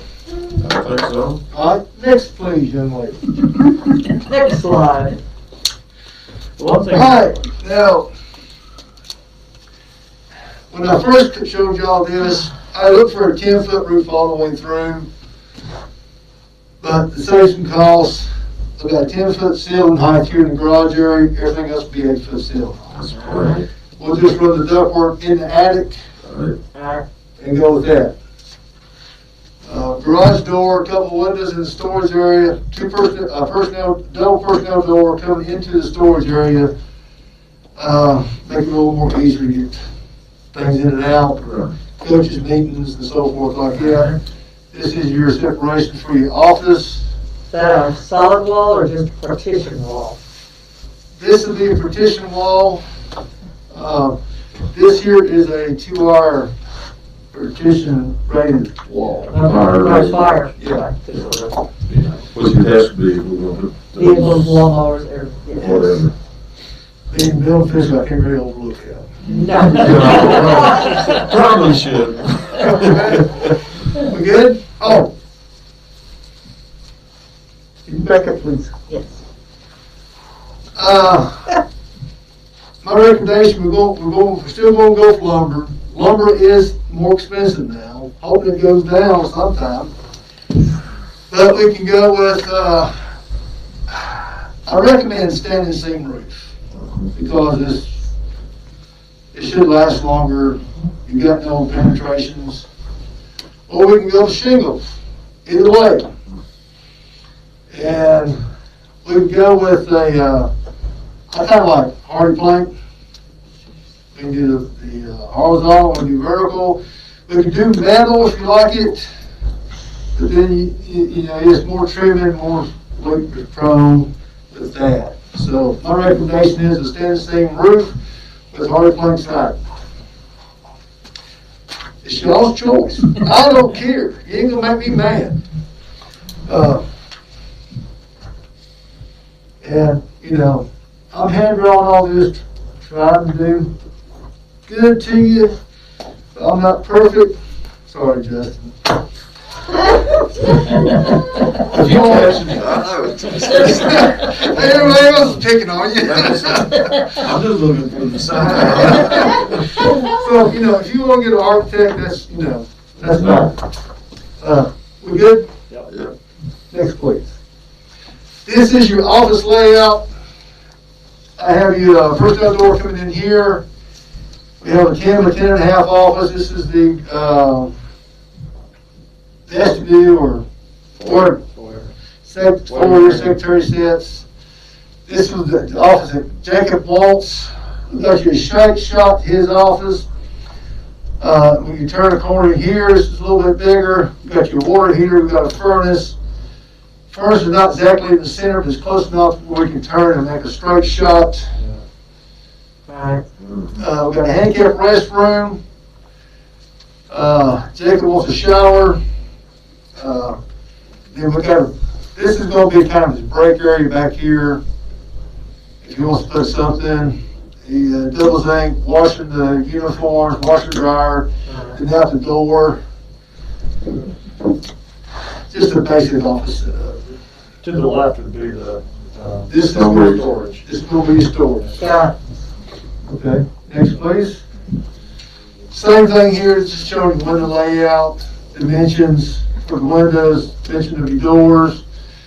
All those doors have just got a 6-inch return coming back to them. This is all set, get you in straight, make your room to get your water closet. I'm looking at just regular doors like we got here, wood doors, panels. Everything's 3068. Looking at your windows, a 3 foot wide, a 5 foot high window. Okay. That's going to get you 5, 6. That's going to get you 1 to 2 feet above the floor. Kind of comfortable to look at. We could go double hung. We could just go single hung. We don't want to be double hung. This makes it easier cleaning, but you ain't going to be that far off the ground. So you can save a little money there. Right. There's not I mean, only small places we can save some money. Look at it. Yes, sir. Just one thing, do we need another exit door back here, emergency exit door in case of a fire, or? No, but we can put one back there. I'm just asking. That's fine. We could. I'd rather have a couple windows back there. Functioning windows?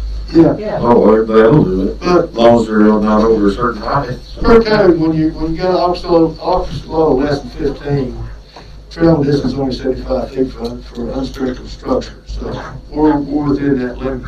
Okay. Hey, I'm all ears. Well, I was just thinking from a safety perspective, I don't expect anything to happen, but as long as there's an operating window or something. Well, now, a hollow metal insulated egress door ain't gonna be a whole lot of difference between that and the window. Alright, This door, I mean, just from a safety standpoint, I Well, almost, Are you gonna put another door from the back out to the ball fields? On the back of the structure, is there gonna be a door in the storage area? Is there gonna be a door going out the back side as well? I had not planned one, but we can, I mean, this is. I'm just this thinking is- from a logistical standpoint, they play some of the soccer and football, different things that it might be easier. so you got a double door It going might into be the nice to have a storage. door on the back, just from the standpoint of Okay. dragging equipment, maybe, instead of dragging it all around the building. Single door and a single door rather than a double. No, you don't want a double door. You want a double door Yeah, still? we want a double door because yes. I think, yeah, the equipment, they got these big things that roll out. Right. Yeah, You they might might have- want a door out the back if you're going to paint lines or something off the drag stuff. Okay, we can. That's just me, I don't. Yeah, that's a good point. Well, and that would give Suffice as another emergency exit, Yeah. depending on where it's located, I mean, but Just a thought. wouldn't it? Yes. I'll just make a quick note. Kill two birds with one Yeah, stone, that's a so double to speak. Yeah, we need to put that I on. had once or twice. So what, maybe it's a better question for Jake, what's gonna happen in the other office? Well, he's planning on one day having somebody else. I'm just. 5-year plan. That just goes back to my question about other locations. Correct. Well, Okay, Anyway, that's probably more of a Jacob question. we good? well, like we said, things like electrical and plumbing, we can put in, rough them in, or make sure the conduit's there and whatever, but like we said, we may back off the Cadillac down a little bit. Cars. Hey, you just catching it, aren't you? Now I've started. This is your storage area. I got windows roughly 10 feet apart, front and back. Finish to finish, roughly 61 feet, 1.5 inches. It's a lot of area. He's got a lot of junk equipment over there. Now, he says he's going to downsize, but he also wants an area here to have meetings for staff, coaches, and so forth like that. Conference area type. Again, we got firewall here, fire petition wall, excuse me. Garage area, we got a 9-bay door here to pull the vehicle in. We got an 8 to 7 door over here to bring the, I think it's called a gator, Yeah. 4-wheeler thing. And then we got a straight shot here door going out. Right. So we got to go over here, we can put another door back in here somewhere that's convenient. And looking at all construction, Well, cameras, surveillance cameras will come up next. That's not part of this project. All kinds No of doubt, points. read down. so we're looking at, I'm sorry, question. No. We're looking at exterior wall, 4-inch slab concrete, 2-4 framing, OSB tile back, and your side and inside is R15 installation, 1/2-inch sheetrock on the walls and ceilings. Looking at a truss roof, it's a simple 412 pitch, nothing steep, easy to work off of. Gutter, we have our 2-inch installation perimeter around the side. Alcohol in an 8-inch block. However the bid goes, if they want to do a turnhouse, it don't matter. Both of them work. The interior walls for the office area is just 2-4 framing, 1/2-inch sheetrock, R13 for sound batting. Right. Okay. Next. Before you move Yes. on, so we talked about the siding, we talked about metal versus the hardy board. What about straight wood? Isn't hardy board some of the most expensive siding you can it's also a cement, so you get a little bit of fire break with that too. Right. That's what I like about it. Right, about hardy board. Well, the last, I have not checked the prices up in the last bit. But years ago, hardy plank was the same cost as vinyl. Okay, Lumber's going up. alright, Lumber is, you're looking at 3/4 material. Hip buckles, Yeah. hardy plank trunk is held up good over the past years. and what about the metal versus the hardy board again? Could you address that Okay, again? the hardy board, all your nails are covered. Right. It doesn't expose. But you go with metal, you got all them screws, With the rubber washer. the rubber washer, Right, that deteriorates. it deteriorates, and you got, figure out what to do with it. 20 years from now. you got, Please still here? you got a new labor, I mean, you got a new employee that don't know how to adjust the drill head, the strength of the screw. You bust your washers. Right. Pull it through the wall. And you don't even see it. And you don't see it. The other question I would have is, when a baseball gets hit into the side of, because it will, with metal I can dent it, vinyl I can break it, I don't know how hard board would maybe be a little tougher than. Lun's got There's gonna be some kid up there, damn, that's just gonna happen. It's gonna happen. It is a cement board, yeah. Yeah, kids are kids. Yeah, it's just, It's gonna happen. it's gonna happen. Guaranteed. I watched that. Yeah. That might as well be our groundbreaking. Just throw the ball. Oh, yeah, in the outfield, And they're you're taking the right. ball and looking at Brady and just throw it all. I mean, we could always put a fence along there. Yeah. But I would think hardy board would probably be tougher than almost anything, more than it is today. I think it'd be tougher now. Wood side would be, if you get some good Yeah. wood side, it would be good and tough too. But, you know, It's gonna cost. it's gonna cost roughly the same, and, you know, I think paint holds better on the home part than it does. I just think it's another. Well, Vinyl to me just looks like a major. 'Cause I've got vinyl inside the house, and after like 20 years, if you hit it with something, I've hit it with a rock off the lawnmower, it just shatters all. Could I just share, just a second, when we built the Innovation Center, y'all know the hardy planks made over Pulaski, they donated siding to the Innovation Center, so not to say they definitely would, but it might be worth, Yeah, check it. asking about that, they'd want their name on Sure. something, but it might be worth. They fold for letters right across the door if they want to give it to us. We'll rename Justin Hardy. Yeah, there you go. Justin Hardy. It's donated to the recreation department, not the county. Yeah. Right. And as far as the block, you know, that or a monolithic slab, either one will work. Yes, yes.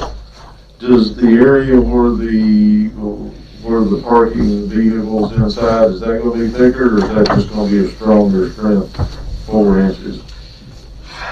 4 inches is capable of taking care of it.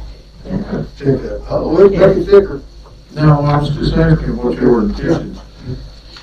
So, yeah, you know, y'all just let me know to carry on with it or not.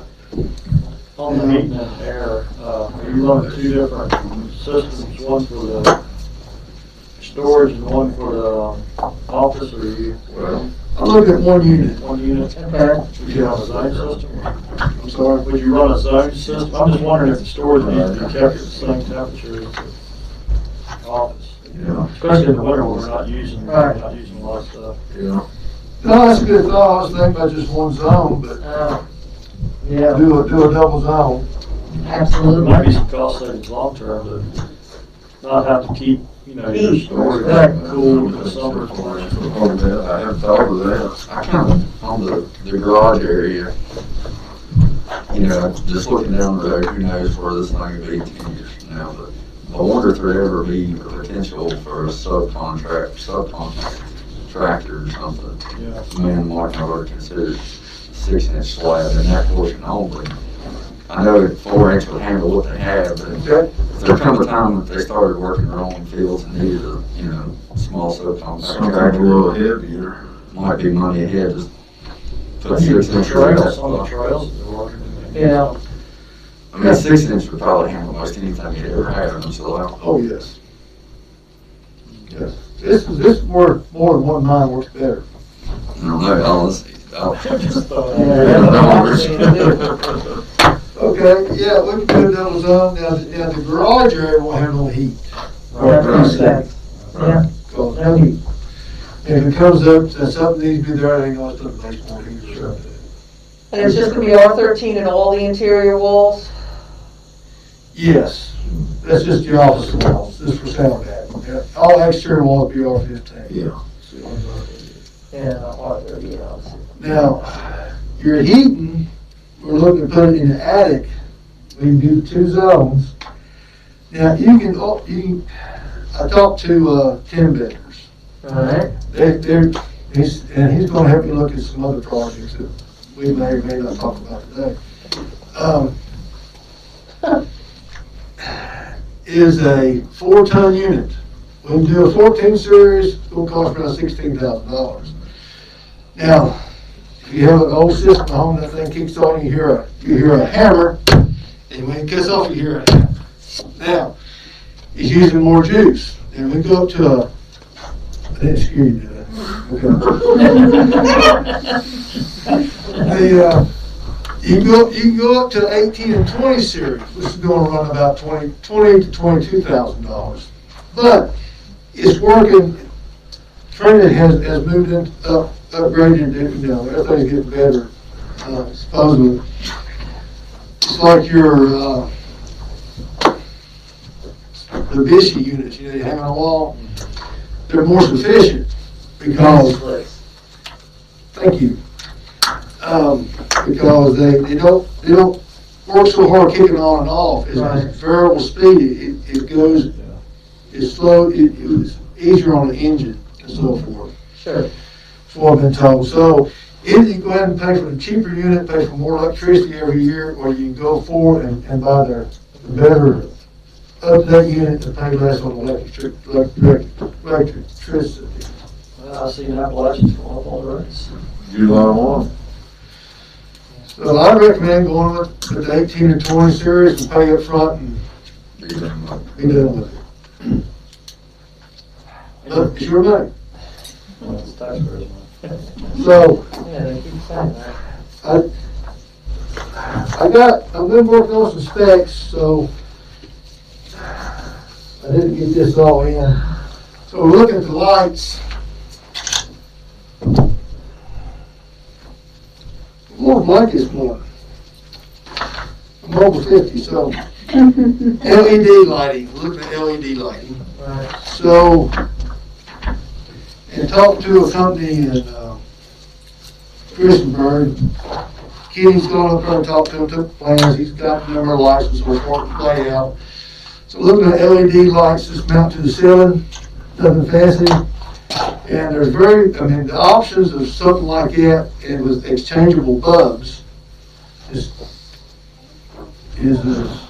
I think a better way to go. So we exchange bulbs. This light here is around $60. If you get a light like this, interchangeable bulbs, it's fancy, so forth, you're looking at $115. So those are like what basically is a fluorescent light of days of old with now LED capabilities. Yes. Okay.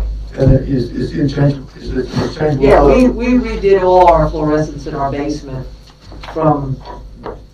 to get them to look like that. Okay, great. So yeah, they worked. Talk about daylight. My goodness. Yeah. Holy Oh yeah. And then I got specs to plumbing company out of Roanoke, Christiansburg. Mr. Roy here, he lives here in Floyd, he's a salesman for him. And we're just gonna go with standard showers. He's picked out some good stuff, not expensive, faucets and everything. So we'll take this for bid, try to get apples with apples. So looking at a train, heat pump system, double zone. We're looking at handicap restroom. I think we're going to take the double zinc out of this place. cleans up our, Yep.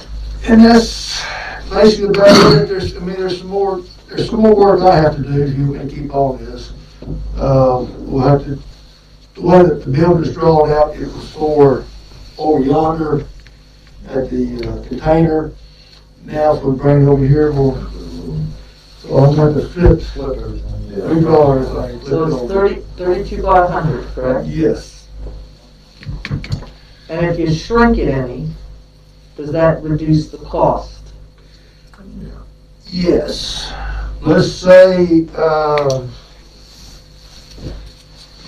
well, a house now, and this should be cheaper than a house per square foot, which brings me back when I had a company look at it back in April last year, just the total cost of the shell, okay, just the shell, it was $109,000. So you're looking at a little over $100 square foot.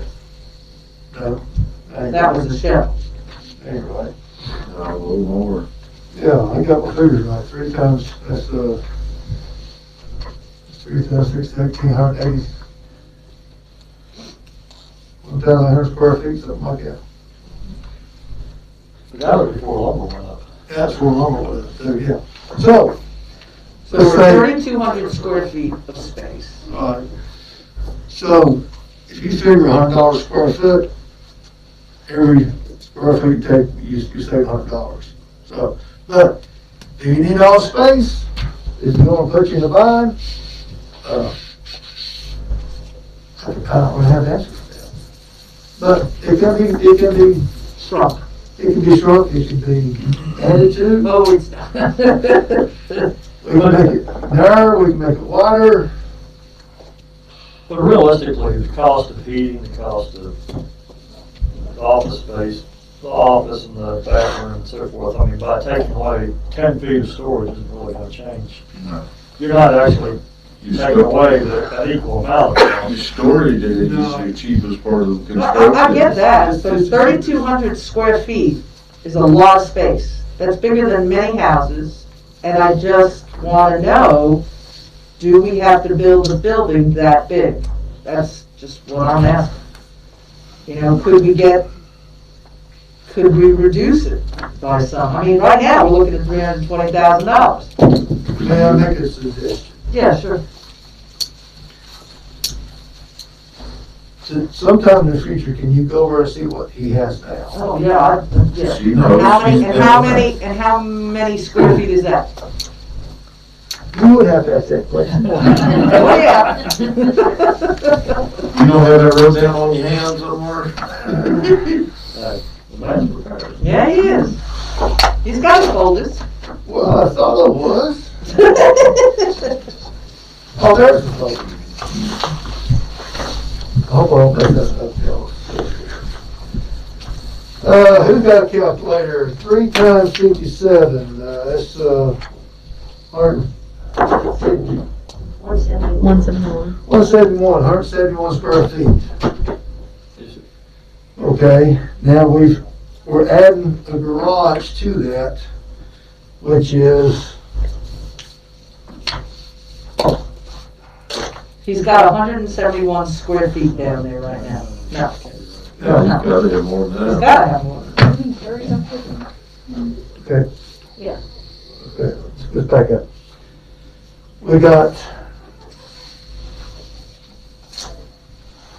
We have 30 by 57. That's better. There you go. So 1710. It's how much? 1,710. So basically, we're doubling his space. 1,000. Which, the large part of it is the conference area. Well, so you're adding garage, the garage is, How many square feet? It's 32 by, back up the about picture. 20 or something. 32 by 14, say 15 feet. So 32 by 15, 480 square feet. is 480. So we're adding 1,000 square feet, or maybe a little less. That's not that much, That's when you not that consider when you walk in over Yeah. here and it's like. Yeah, I know. With equipment and Open again, expand. basically having a conference area. So, and I think we should do what he's got there.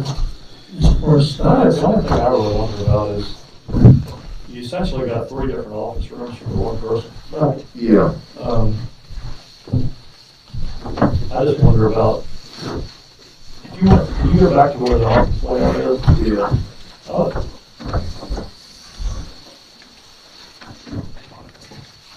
The office that's layout. what please. I'm just wondering about when you go right into the front door there, imagine if you took out that wall there and just made all of that in one area, sort of, and you could almost have meetings right there. Yep. That wall right there. Instead of, take this wall, take this, there at the front door. Right there. That wall out. Yeah. No, No. no, The little wall. That The half. little wall, original parallel, wall. parallel with you. Right There there. you That go. one. If you made that, both of those front rooms into one big room. In the Yeah. one big room, and that's your conference room. Just a thought, because there's not, you'd still have the room from the wall that's on in there back to Jacob's door if you want to put a secretary's desk there. And it's certainly bigger than the conference room we got right now. I'm just thinking out loud, but, No, then you can knock off a big portion of that other part. oh, we could, can you back up one, please? So what's, Okay. There you go. yeah. So we got 22 feet here by 10. So that gives you 220 square feet. And So what's that other room again? this one is Jacob's office. Even if you took that other wall and came down, or if you left the office to the left and took Open this whole thing. Yeah. Yeah. Let him have that office and take that center wall out between his up there. This is going back to the zoned heat thing. If we can keep the storage area at 50 in the winter and 80 in the summer, that's gonna save some money. So if you have a coaches meeting and you Yeah. had a large area, you could do it in your office, that would. and the interior, fix it up, and that's where a lot of our costs are too. Could you add that wall back in? If we did something like that, could we add that wall in later? If we Oh, yeah. Sure. Yeah, so we got an open hang, we can drop electrical Sure. down. Add the walls, no problem. I'm just thinking that there's no one currently to fill that space, so Right. maybe that be something you add down the road, I don't know. Okay, so also, since that's since that's considered a public access, public building, that door should open out instead of in, shouldn't it? He can, but our occupancy load's under 50, Don't have to. so we don't have to. Well, the only reason I'm saying that is, if we're gonna take that, make that the conference area, make that his office, if that door opens out, then instead of putting his door over next to the bathroom, it could actually be near the front door where he, the way it is right now, somebody could come in and him not even see it or hear him. Well, I'm just thinking out loud from the standpoint of, if you end up doing a 2-zone system, and then you wanna have coaches meetings in the warmer part of it, Right. that might work, but. And Anyway, just asking about the water heater and the furnace placement. You want them centralized. Yes. Is that the Furnace idea? especially. It is, because your water heater's Air. here, quick water here to your restroom. Gotcha, okay, You know, this year's not gonna be as much, but you know, Right. in here. okay.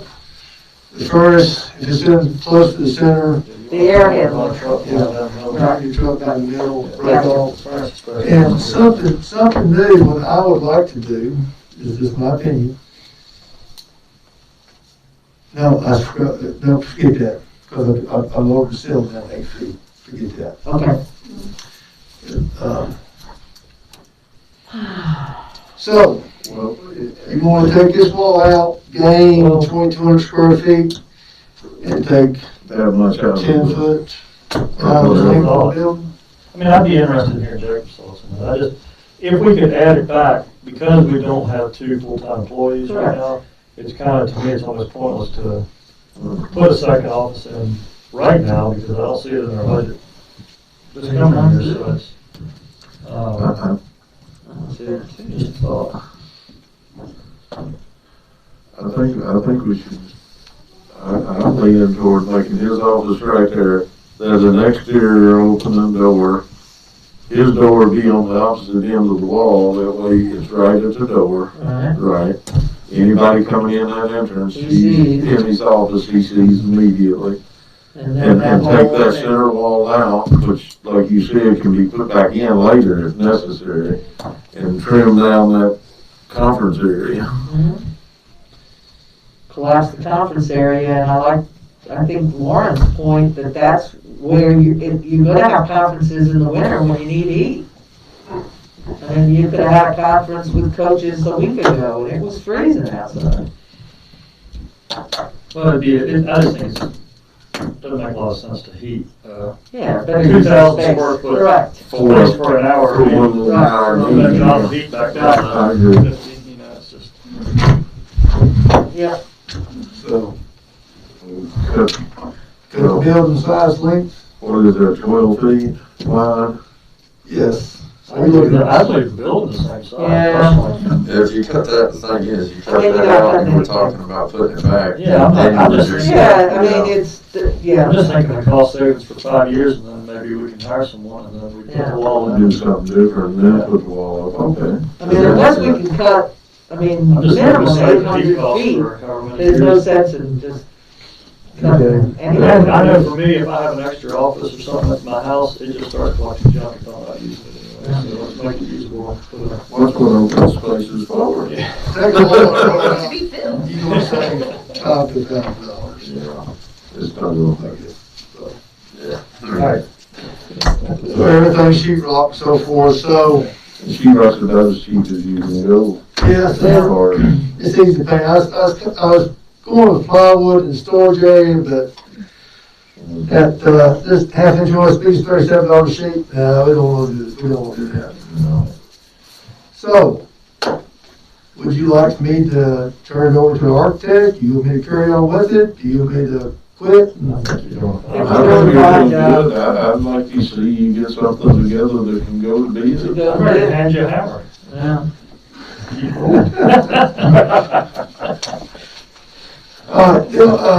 Can you do this? Yeah. Talk to the. My turn now. Talk to the building trades teacher. Oh my gosh. Well, so flip the building around, from the Overview. property, there you go. So, we'll increase parking here a little bit. I'd bring a ramp, a sidewalk up here for handicap accessibility. Right. And then we'll pour some anchors at the garage doors to get in and out. So basically, we just need a sidewalk just to get in the building. All I think we need is, it'd be nice to put a sidewalk all the way around, but no. That can be done later if needed. Right. Okay. Wait. So you're saying you're gonna put the entrance on the back side of the building? No. Oh, Right at the end. See, over here is over here. So I gotta flip it. Oh, The okay. entrance be over here. Okay. So it'll be a little, I pour a little sidewalk for handicap accessibility to get it in there. Yeah, the The one thing to kind of consider, I know when I was up there, we had issues with people driving in between the fence along the back of the batting cage, between the fence and the batting cage, and people driving out onto the ball field. So, maybe as part of this whole project, we tighten the accessibility out to the ball field so we don't have random. There where that triangle is at. They've been pulled back behind here. Yeah. Oh, Had some issues with that. they'll drive through the building now. Yeah, so, but maybe, depending on, even on both sides, just making it, because the other field has chain link fence all the way around it. Yeah. Maybe as part of this project, we can just add a little bit of fence or something where we can block it from whatever angle. Yeah. I mean, we could continue this fence down. Sure. Right. Right. It's just what's out of bounds is over here. You'll need a gate in it too for equipment Sure, access, yeah, but not the general public just We driving just out had some there. issues with somebody go up there and do 3 donuts and leave, and then you're like. And they've been doing that, they've been doing that before the grass came up. Yep. So it's just something I was thinking, while we're building the building, it might be the time to Tighten it up. tighten it up a little bit. Tighten it up. But they do land lifeguards there sometimes, so we do want to make sure that, the fire department rescue squad can get in. We do. Okay, well. It's just something to think Have a about as gate. you kind of. Have a gate with no lock or with Or a a lot lock, that has that fire and rescue. Right. Yeah, there. so that they have knowledge of it. You can, I think what we've used in the past other places was a combo lock where everybody had the, like, proper people had the code. And, Right. General public did. yeah. All right, think y'all getting somewhere. Yeah, Thank you for all your hard work. Yeah. thanks, Mark. So, Well, all that. would you like me to try to get it finalized and get it back to you next month or two, or? Yes. So, At when, the end of this month, be great. Okay. Our winter chicken dinner. No pressure, no pressure. I'll see what I can do between my other jobs. Cindy is. What? I thought this was all you had on your plate. Why you have me? Is there any other issues, jobs you want to talk about? Dog pound roof, yes. All right, well, okay. The dog pound roof, we'll go over it real quick. We have a contractor who had sent us a bid. Oh, I've been there to try to get somebody. We got Randy Connor. He gave us a price of putting shingles on, architecture shingles for $3,685. Metal, $3,468. We haven't, I guess, is it okay to pronounce the bidders? Am I doing something? Okay. Yeah, it's open record. JB Roofing, $11,532. Now, JB only does standing seam. I love standing seam roof, but the dog pound roof has 5 or 6 penetrations. It's a low ceiling, a lot of it's plumbing, one's a heat vents, and being there's so many penetrations on it, it's only $220 more. I recommend going with the architectural shingles and awarding the bid to Mr. Randy Connor.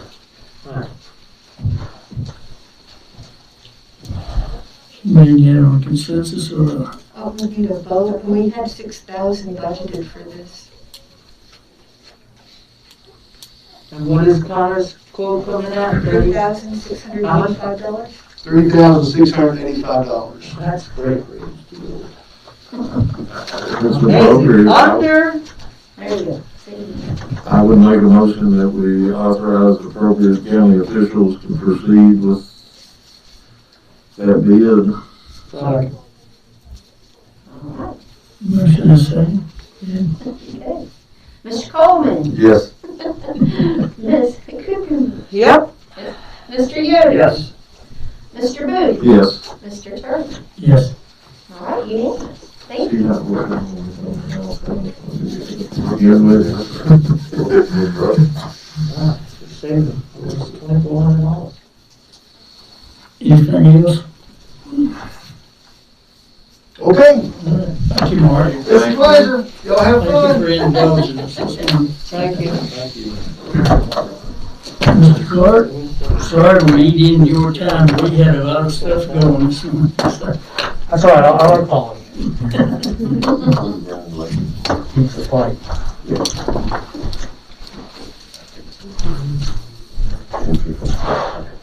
Well, good news is the weather's turned just a bit, at least for now. Bad news is this last month, there was more weather stuff, so I don't have a whole lot to report as far as some of our maintenance things, because a lot of it picking up tree branches and damage from ice and so forth. But again, in between all the weather-related things, we've been trying to do some pothole patching and get on some of the gravel roads. Some of them were in very, very bad condition due to the freezing and the thawing and the weather. And our goal is just to kind of get traffic passable on those. I know we've got a lot of calls on Sawmill, as well as several others. There's just one that comes to mind. We're doing a lot of hauling of stone right now because a lot of them just need that stone for stabilization.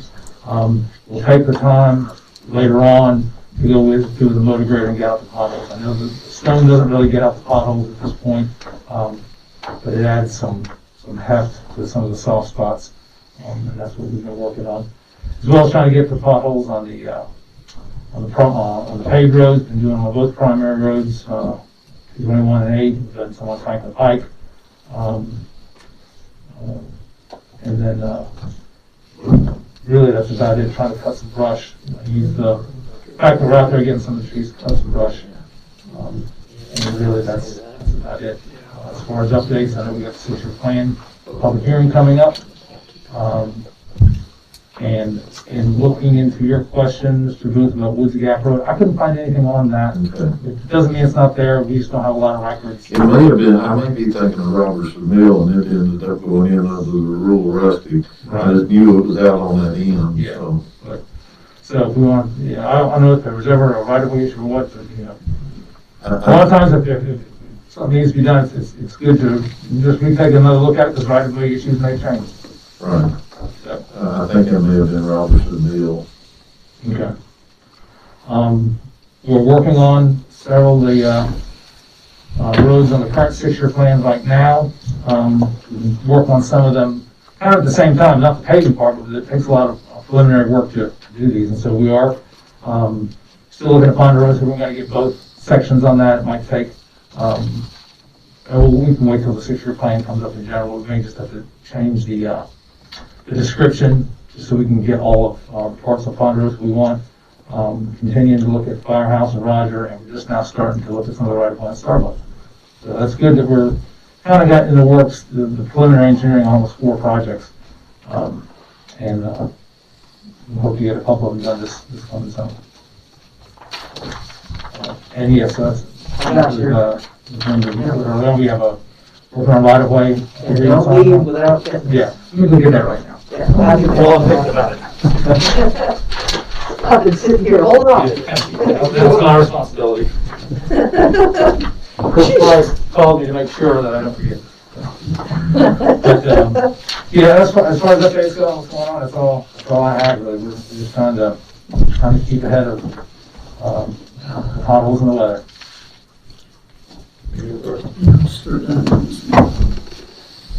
Good morning. I had a citizen, or several citizens call me about brush cutting and just some of the damage that was done by the ice storms out in my district. I think there was some really bad damage. A lot of brush alongside the road. Some of the roads, just being opened enough to get through, but a lot of brush on the sides of the roads. I was just curious what the plans are there. Yeah, they're going to have to go back. One of the things they have to remember is where then they probably just have to do a routine check of every road. They go through and it's like an emergency gig. You know, get it through, and you got to remember where you have to do that and go back and get some of the stuff because it collects and it doesn't give people room to pass and scraping vehicles and causes problems in the drainage as well. Well, I was just thinking even from drainage and then from mowing in the summer. Right. If y'all don't get it cut out or chipped out or something in the next 2 months, month and a half, it's going to be grass will be growing through it and you'll have logs laying on the side of it. And the ditches while you're mowing, it's going to be on the back. Yeah, that's not fun. One of the things I was thinking about was just on one of the farms I got, I think they've taken a grader or truck or plow or something, push some of the branches up to one of the roads that goes up into the field, and I'm not really sure if I need to try to push some of that stuff out of the way, or if you are coming back through and shipping it, or I hadn't messed with it, but at some point it's going to have to get moved. So. Yeah, I'll find out what their plan is. And it's probably not to happen fairly soon. The grass will grow up. Oh yeah, it's going to be a mess. On Ponderosa, would you be willing to meet with some of the landowners down there if I set up something? Sure, absolutely. I'm talking to one of the landowners there that had denied right away. I think maybe there's some room now to work with them if we can help. I mean, their big concern is, speed if it gets paved, and I guess right now the potholes are slowing them down. Yeah. So, I didn't know if, I told him I'd ask, but is there a chance that, because of the amount of traffic that goes through there, is there a chance that we could reduce the speed limit on that road down there? Their concern is, right now it's 35 because it's a dirt road. Right. It's all unpaved roads are 35, but if you pave it, does it go up to 55? No, as a matter of fact, there is a provision that says all roads paved under the Rural Rustic Road program will be posted for 35. Okay, so We would like to get a 35 posting. That's probably the highest, 35. Okay, okay, Depending that's on the good. conditions. Yeah, they'll want to study it to see it here. Okay, that makes sense. Yeah. It's the section from the Parkway back, it's probably a quarter mile, it's all fully straight, so Gotcha. they get kind of carried away coming up through Yeah, no, they'll get a posting. there. Okay, so it would be, the most it would be would be. Right, must be for 30, yeah. Okay. If it warrants a 25, they could put 25. Okay. Well, that might help us. I think that there's 3 family members on 3 sections of land there, the potential of all 3 of them signing on, which would give us all everything we need to do the whole road. Yep. All right, I'll try to reach out to you about setting up something. All right. And, maybe somebody can come over. Had some more people reach out to me about flat tires. And, I know, we are trying to figure that out. I had a number of people around me that got flat tires. In the last snow, one guy had 2 flat tires on the same car, and he said it kind of defeats the purpose of carrying one spare. 2 at the same time. Didn't do a lot of good, did it? Yeah. Still didn't know. And the last thing I have is on Lick Ridge, when it drops off the mountain out to, as you're heading down to Montgomery County, it's down over the edge. I've been getting some calls out there about there's maintenance on top, but not going all the way to the line. And there's a culvert, I've got some pictures, but there's a culvert between 2881 and 2631 that is stopped up and backing up into the road too, asking about it cleaned out. It's 2881 and 2631. I haven't looked at it. The pictures show a big pool of water there. And it's probably, might be hard to find out, because I'm sure the water's dried up. But Yeah. it'll come back. Yeah. Alright, that's all I've got. Okay, so I went over the area that I mentioned on White Oak Grove Road down near Carriage. It is in your district, but I drive it every day. Not every day. But that area is, it's one of those, kind of like that was on 221 on Little Mountain, where the road is falling away. I mean, and it has gotten precipitously worse. Kind of the same thing happening over on Bethlehem Church Road. These 2 areas really need some look-seeing. I mean, I mean, right now, that it's in pretty bad shape, especially White Oak Grove and Bethlehem Church. Jerry, I don't mean to take your district, but I got a call from somebody, and I went through it last night because it was dark when I came home. But there was a pothole on Barberry Road just before you get to 221, coming from the high school and the elementary school. And it's pretty big, and I usually am pretty savvy, but it was dark last night. I just finished broadcasting a JV game, so you need to check on that one. On Christiansburg Pike, that tree over that we've talked about, it's getting scarier and scarier, because I swear it's coming. It's gonna come. It is, I mean, it is scary. And that thing, I mean, when the entire canopy of that tree is crashing down, so please, I know, just try and get that bucket truck up.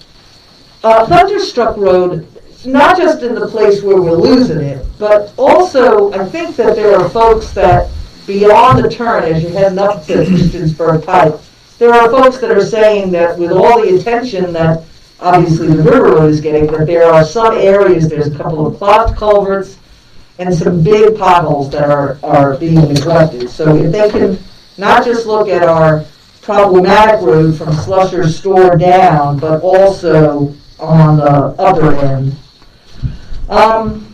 Red Oak Grove is having some real issues with potholes and the road breaking away. There is all that water that flows over that you did try to fix. That seems to be holding up, but please take a look at Red Oak Grove. I agree with the clearing of these branches. Christiansburg Pike has a lot of it, especially at the upper end, closest to where I am, and there's just, I've been on all sorts of roads in the last week and a half, and there's a lot of it out there. And I know you guys are working as hard as they can, but, you know, it's all of a sudden gonna come on when the grass starts growing, like Warren said. What will warrant a 25-mile-per-hour speed limit on our newly paved Roger Road? Is it traffic count? Can you do something to drop it to 25 and then have it increase to 35? They do a routine speed study, and I don't know what they would come up with. It's written into the legislation about rural roads that they will be 35. Correct. But even that has to go through a speed study. Right. So when the road's finished, we'll take a look at it, and see what they justify. And my last one is the biggest one. I really think that as we continue to keep getting industrial development growth and Franklin Pike and Shooting Creek become traveled more and more, that the intersection at Franklin Pike and Shooting Creek, what do we need to make that a four-way stop? We had a pretty bad accident that turned out okay about a month and maybe a week, maybe 5 weeks ago. Somebody just blew right through a stop sign. Somebody was coming down Shooting Creek, heading towards the parkway, but I come to a stop when I'm coming off the parkway on Shooting Creek to make the left. You kind of are already stopping. But what do we need to do with the increased traffic, and traffic is only going to continue to increase on that road dramatically, plus we have all the industrial development going on now. That's another traffic installation that there are kind of policies and warrants that they look at. They're not as resistant to doing them as they used to be, four-way stops. Good.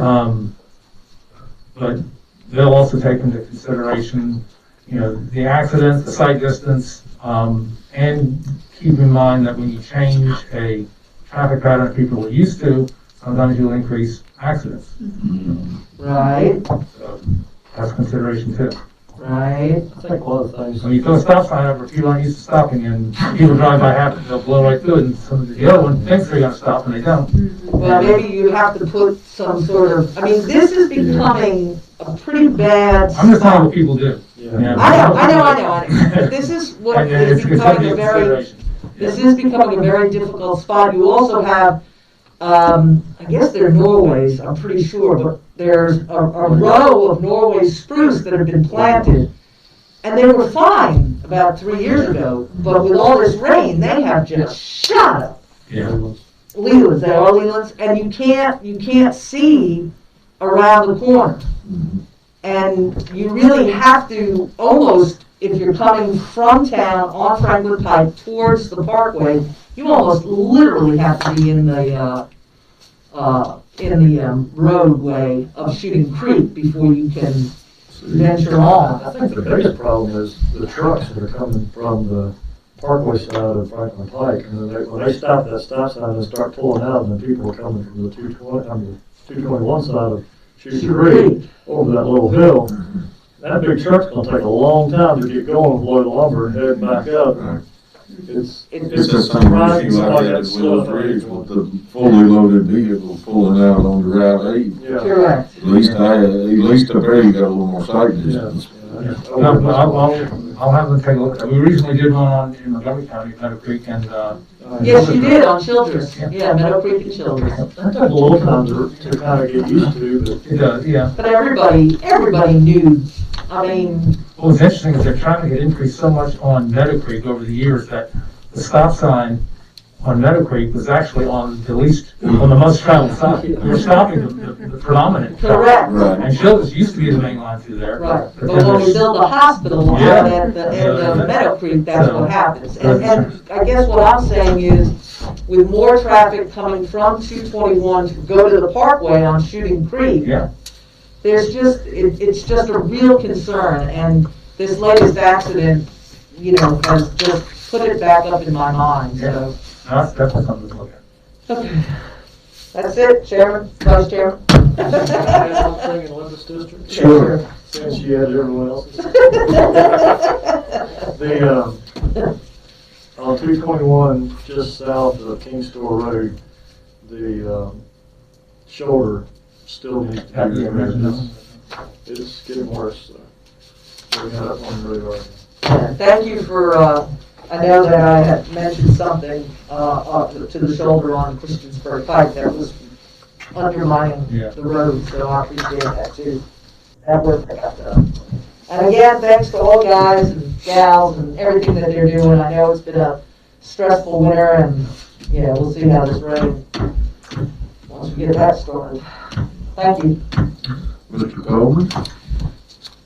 I don't have much, appreciate you being here, thanks to, these few projects we've been working on, getting those things to an end, appreciate that, got your email, I'll be sharing that with the board before it comes. I've been speaking with Mr. Sowers about maintenance issues, he's taking care of those. One thing I did neglect in our last conversation is the warning signs at the Indian Elementary School, the school signs. I believe he last told me that they had arrived, just waiting on the sign crew to get those installed, and new solar lights. If we could just maybe revisit that and see when they can be put up. Okay. That'd be great. Especially with times changing, so but you know, like you can take back up. Okay. Very important. Other than that, I don't have anything. Making a list of some pothole repairs that I have next time. They give his name, they came with somebody. Yeah. Mr. Road or something like that. And I wonder, it's a couple of years, it's been since I've been on the board, we had a lot of down brush. You guys contracted somebody to come in and clean that up, widespread throughout the county. And I know that would take some burden off of your local crews. I was just curious, are we to that point? Maybe? We're gonna look at that, a lot of it is has to mesh with our budget. Sure. We have budget, we're coming towards the end of our fiscal year. We'll just pick up that red phone on your desk and tell us when we need some more money. Yeah. One other thing I would like to mention is, you may or may not be aware about this. I've been working to try to get a replacement green box light in Union Valley. Long story short, spoke to Mr. Dotson yesterday, and the county's going to be working through some paperwork to apply for, I believe it's called a low volume commercial entrance. And he indicated to me both by email and by phone that we could request that application fee be waived and that it would come across your desk at some point. Okay. So, in the interest of stewardship, I know it's a small fee, but when you see that, I would request that you consider that fee to be waived. Okay. That's all I have. Thank you. Appreciate you being here. Let the record show I turned it back over to the chairman.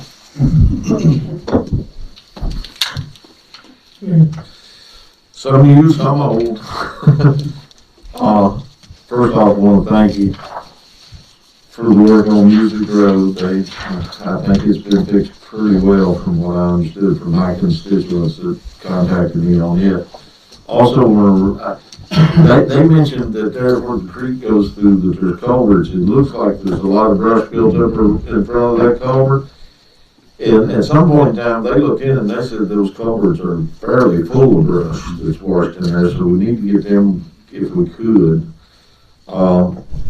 They still mentioned this is totally in your district, forgive me, that part was shared.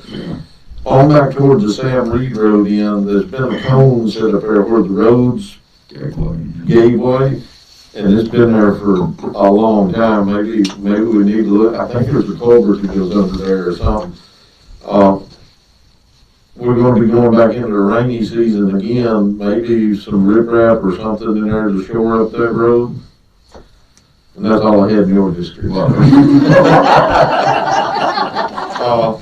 I was recently contacted by a person that lives on Roar Road, which is beside the car dealership on Route 8. I don't know if you recall, but about a year and a half ago, I was approached by another property owner down in there. And of course, there's not a 50-foot right of way. It's not built to state standards. Same thing. I just want to let you know if you get contacted on it. I have relayed that same information to these people again. I don't think nothing's changed on y'all's end as far as accepting roads. So, also I just suggested to Darrell that maybe somebody go down to the tire shop and talk to the people on these flat tires. Maybe they could save some of the shards or something that you could look at and compare. Another question on that, it doesn't seem to be happening in other areas.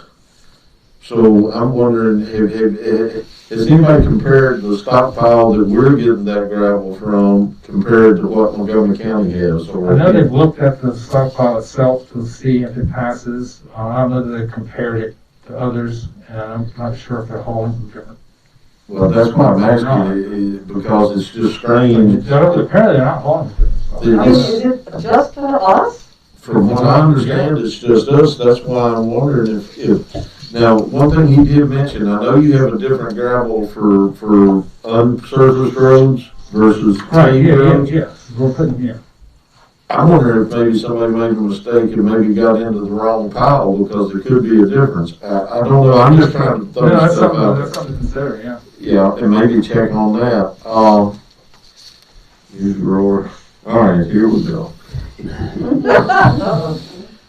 We're getting into warm weather, so we can. So hopefully here sometime soon at one crosswalk at Milestones, we'll see those parking spaces painted out. Also, if we're not going to move the handicap parking at the courthouse parking lot, then we need to take away the parking spot right beside it. Right. I saw a handicapped vehicle pull in there, the person get out on the slide door on the passenger side. And it was great because nobody was parking that parking lot. But when they come back to get in, they actually had to sit there and wait because they couldn't access their. So if we're not going to put it back on the end, it needs to be on. Let's at least do away with that parking space if we could. I prefer it put back on the bank side, but that's because down there at least you're not having to go out and cross around the back of the vehicle to get to the crosswalk. And put yourself between the vehicle and traffic to access the crosswalk. You just sort of got a straight shot there. But Route 8 shoulders need attention. I know that you worked on part of it last year, but some of it's washed out again. Guardrail on Bentley Hill is still there. I don't know how, but it is. Just some of those things. Hopefully they'll be able, with warmer weather, to get back down on Gallimore and finish that Yeah, up. that's on their schedule. Because they went down one side, they got to do a little work down at the end of that one side, then hopefully come back down the other side. And that should take care of the drainage problems on it. It's full of potholes. I talked to Darrell, he said thought might be able to get it into the surface treatment program, Yeah, the next paving schedule. Yeah, in the next schedule. And it'll be, it won't be asphalt, it'll be what I call the tar and gravel. I forget the name of it, but hey, anything's better than nothing. And like everybody else, the best you can on the brush, because I know you got a bunch of it to work on. A lot of cleanup left to do. But I appreciate everything, and please pass it on to all the guys and gals that we do appreciate what they're trying to do. And that's all I have, sir. Okay. I don't see how you're doing everything you're doing. No more people need to have to say that. Yeah. I had a gentleman call me, of course, like I say, everybody wants gravel right now, especially, of course, the sun's really dried a lot of mud up. But, over on Law Branch Road, near where West Fork comes on, there was a culvert washed out back maybe last fall sometime. And they said that's really hasn't been fixed back proper. Of course, I don't know why, because y'all ain't had nothing to do. I was wondering if you could give that a little attention and get on down on Reedsville. I brought it up to you a year or so ago about we all done some reconstruction or whatever down there. They just want guardrails near the bridge. That's right, that's right, I'm over that. And they was wondering about that, but of course, y'all made me look good on this. I told the board back there today, it's the third time y'all done it, and I appreciate it. But this gentleman called me one night, told me about this, and he sent me a text message and there this morning and said, "Boy, people must have listened to you because we outside here." So I waited 2 or 3 days and texted him back and told him I couldn't take credit for it. I hadn't got talked to you yet, but there was concern about that. Look into it. But, that's all I had other than I appreciate what y'all doing. Keep up the good work. All right, well, we got enough to keep us busy here. The staff got him. Yeah, okay. All right, thank y'all. If you Thank run, you, if you thanks run, again for everything with Mrs. Shore. if you run out of anything, let us know. Deb, Do you have a card with you? I lost your contact information. I do. Sandy. I got a bunch of other people's cards here, but. I'll get. No, I got mine. Justin will take care of Kevin's spot. Sorry. I'll just try to reach out to you about this. I'm gonna do it from out here, that's all right. Okay. Yours goes. It's okay if you, I might give him a break for about 5 minutes. I can't believe you sent that email to us. I probably did see everything pretty much in there. There's nothing much to really. I'll just highlight too. I think he's just looking for approval to proceed. We're going to take like a 5 minute. From who? I didn't get anything from, oh, wait a minute. Now, I got a public health yesterday, but I ain't got anything from Kevin today. I'll send it to you, everybody. yeah, I think you need to, I didn't get it today. Well, it was yesterday. You were yesterday. There's 2 of them, I guess. The only thing I got from him was that health department that day. I'll see what Steve. That's all I got yet. Yeah.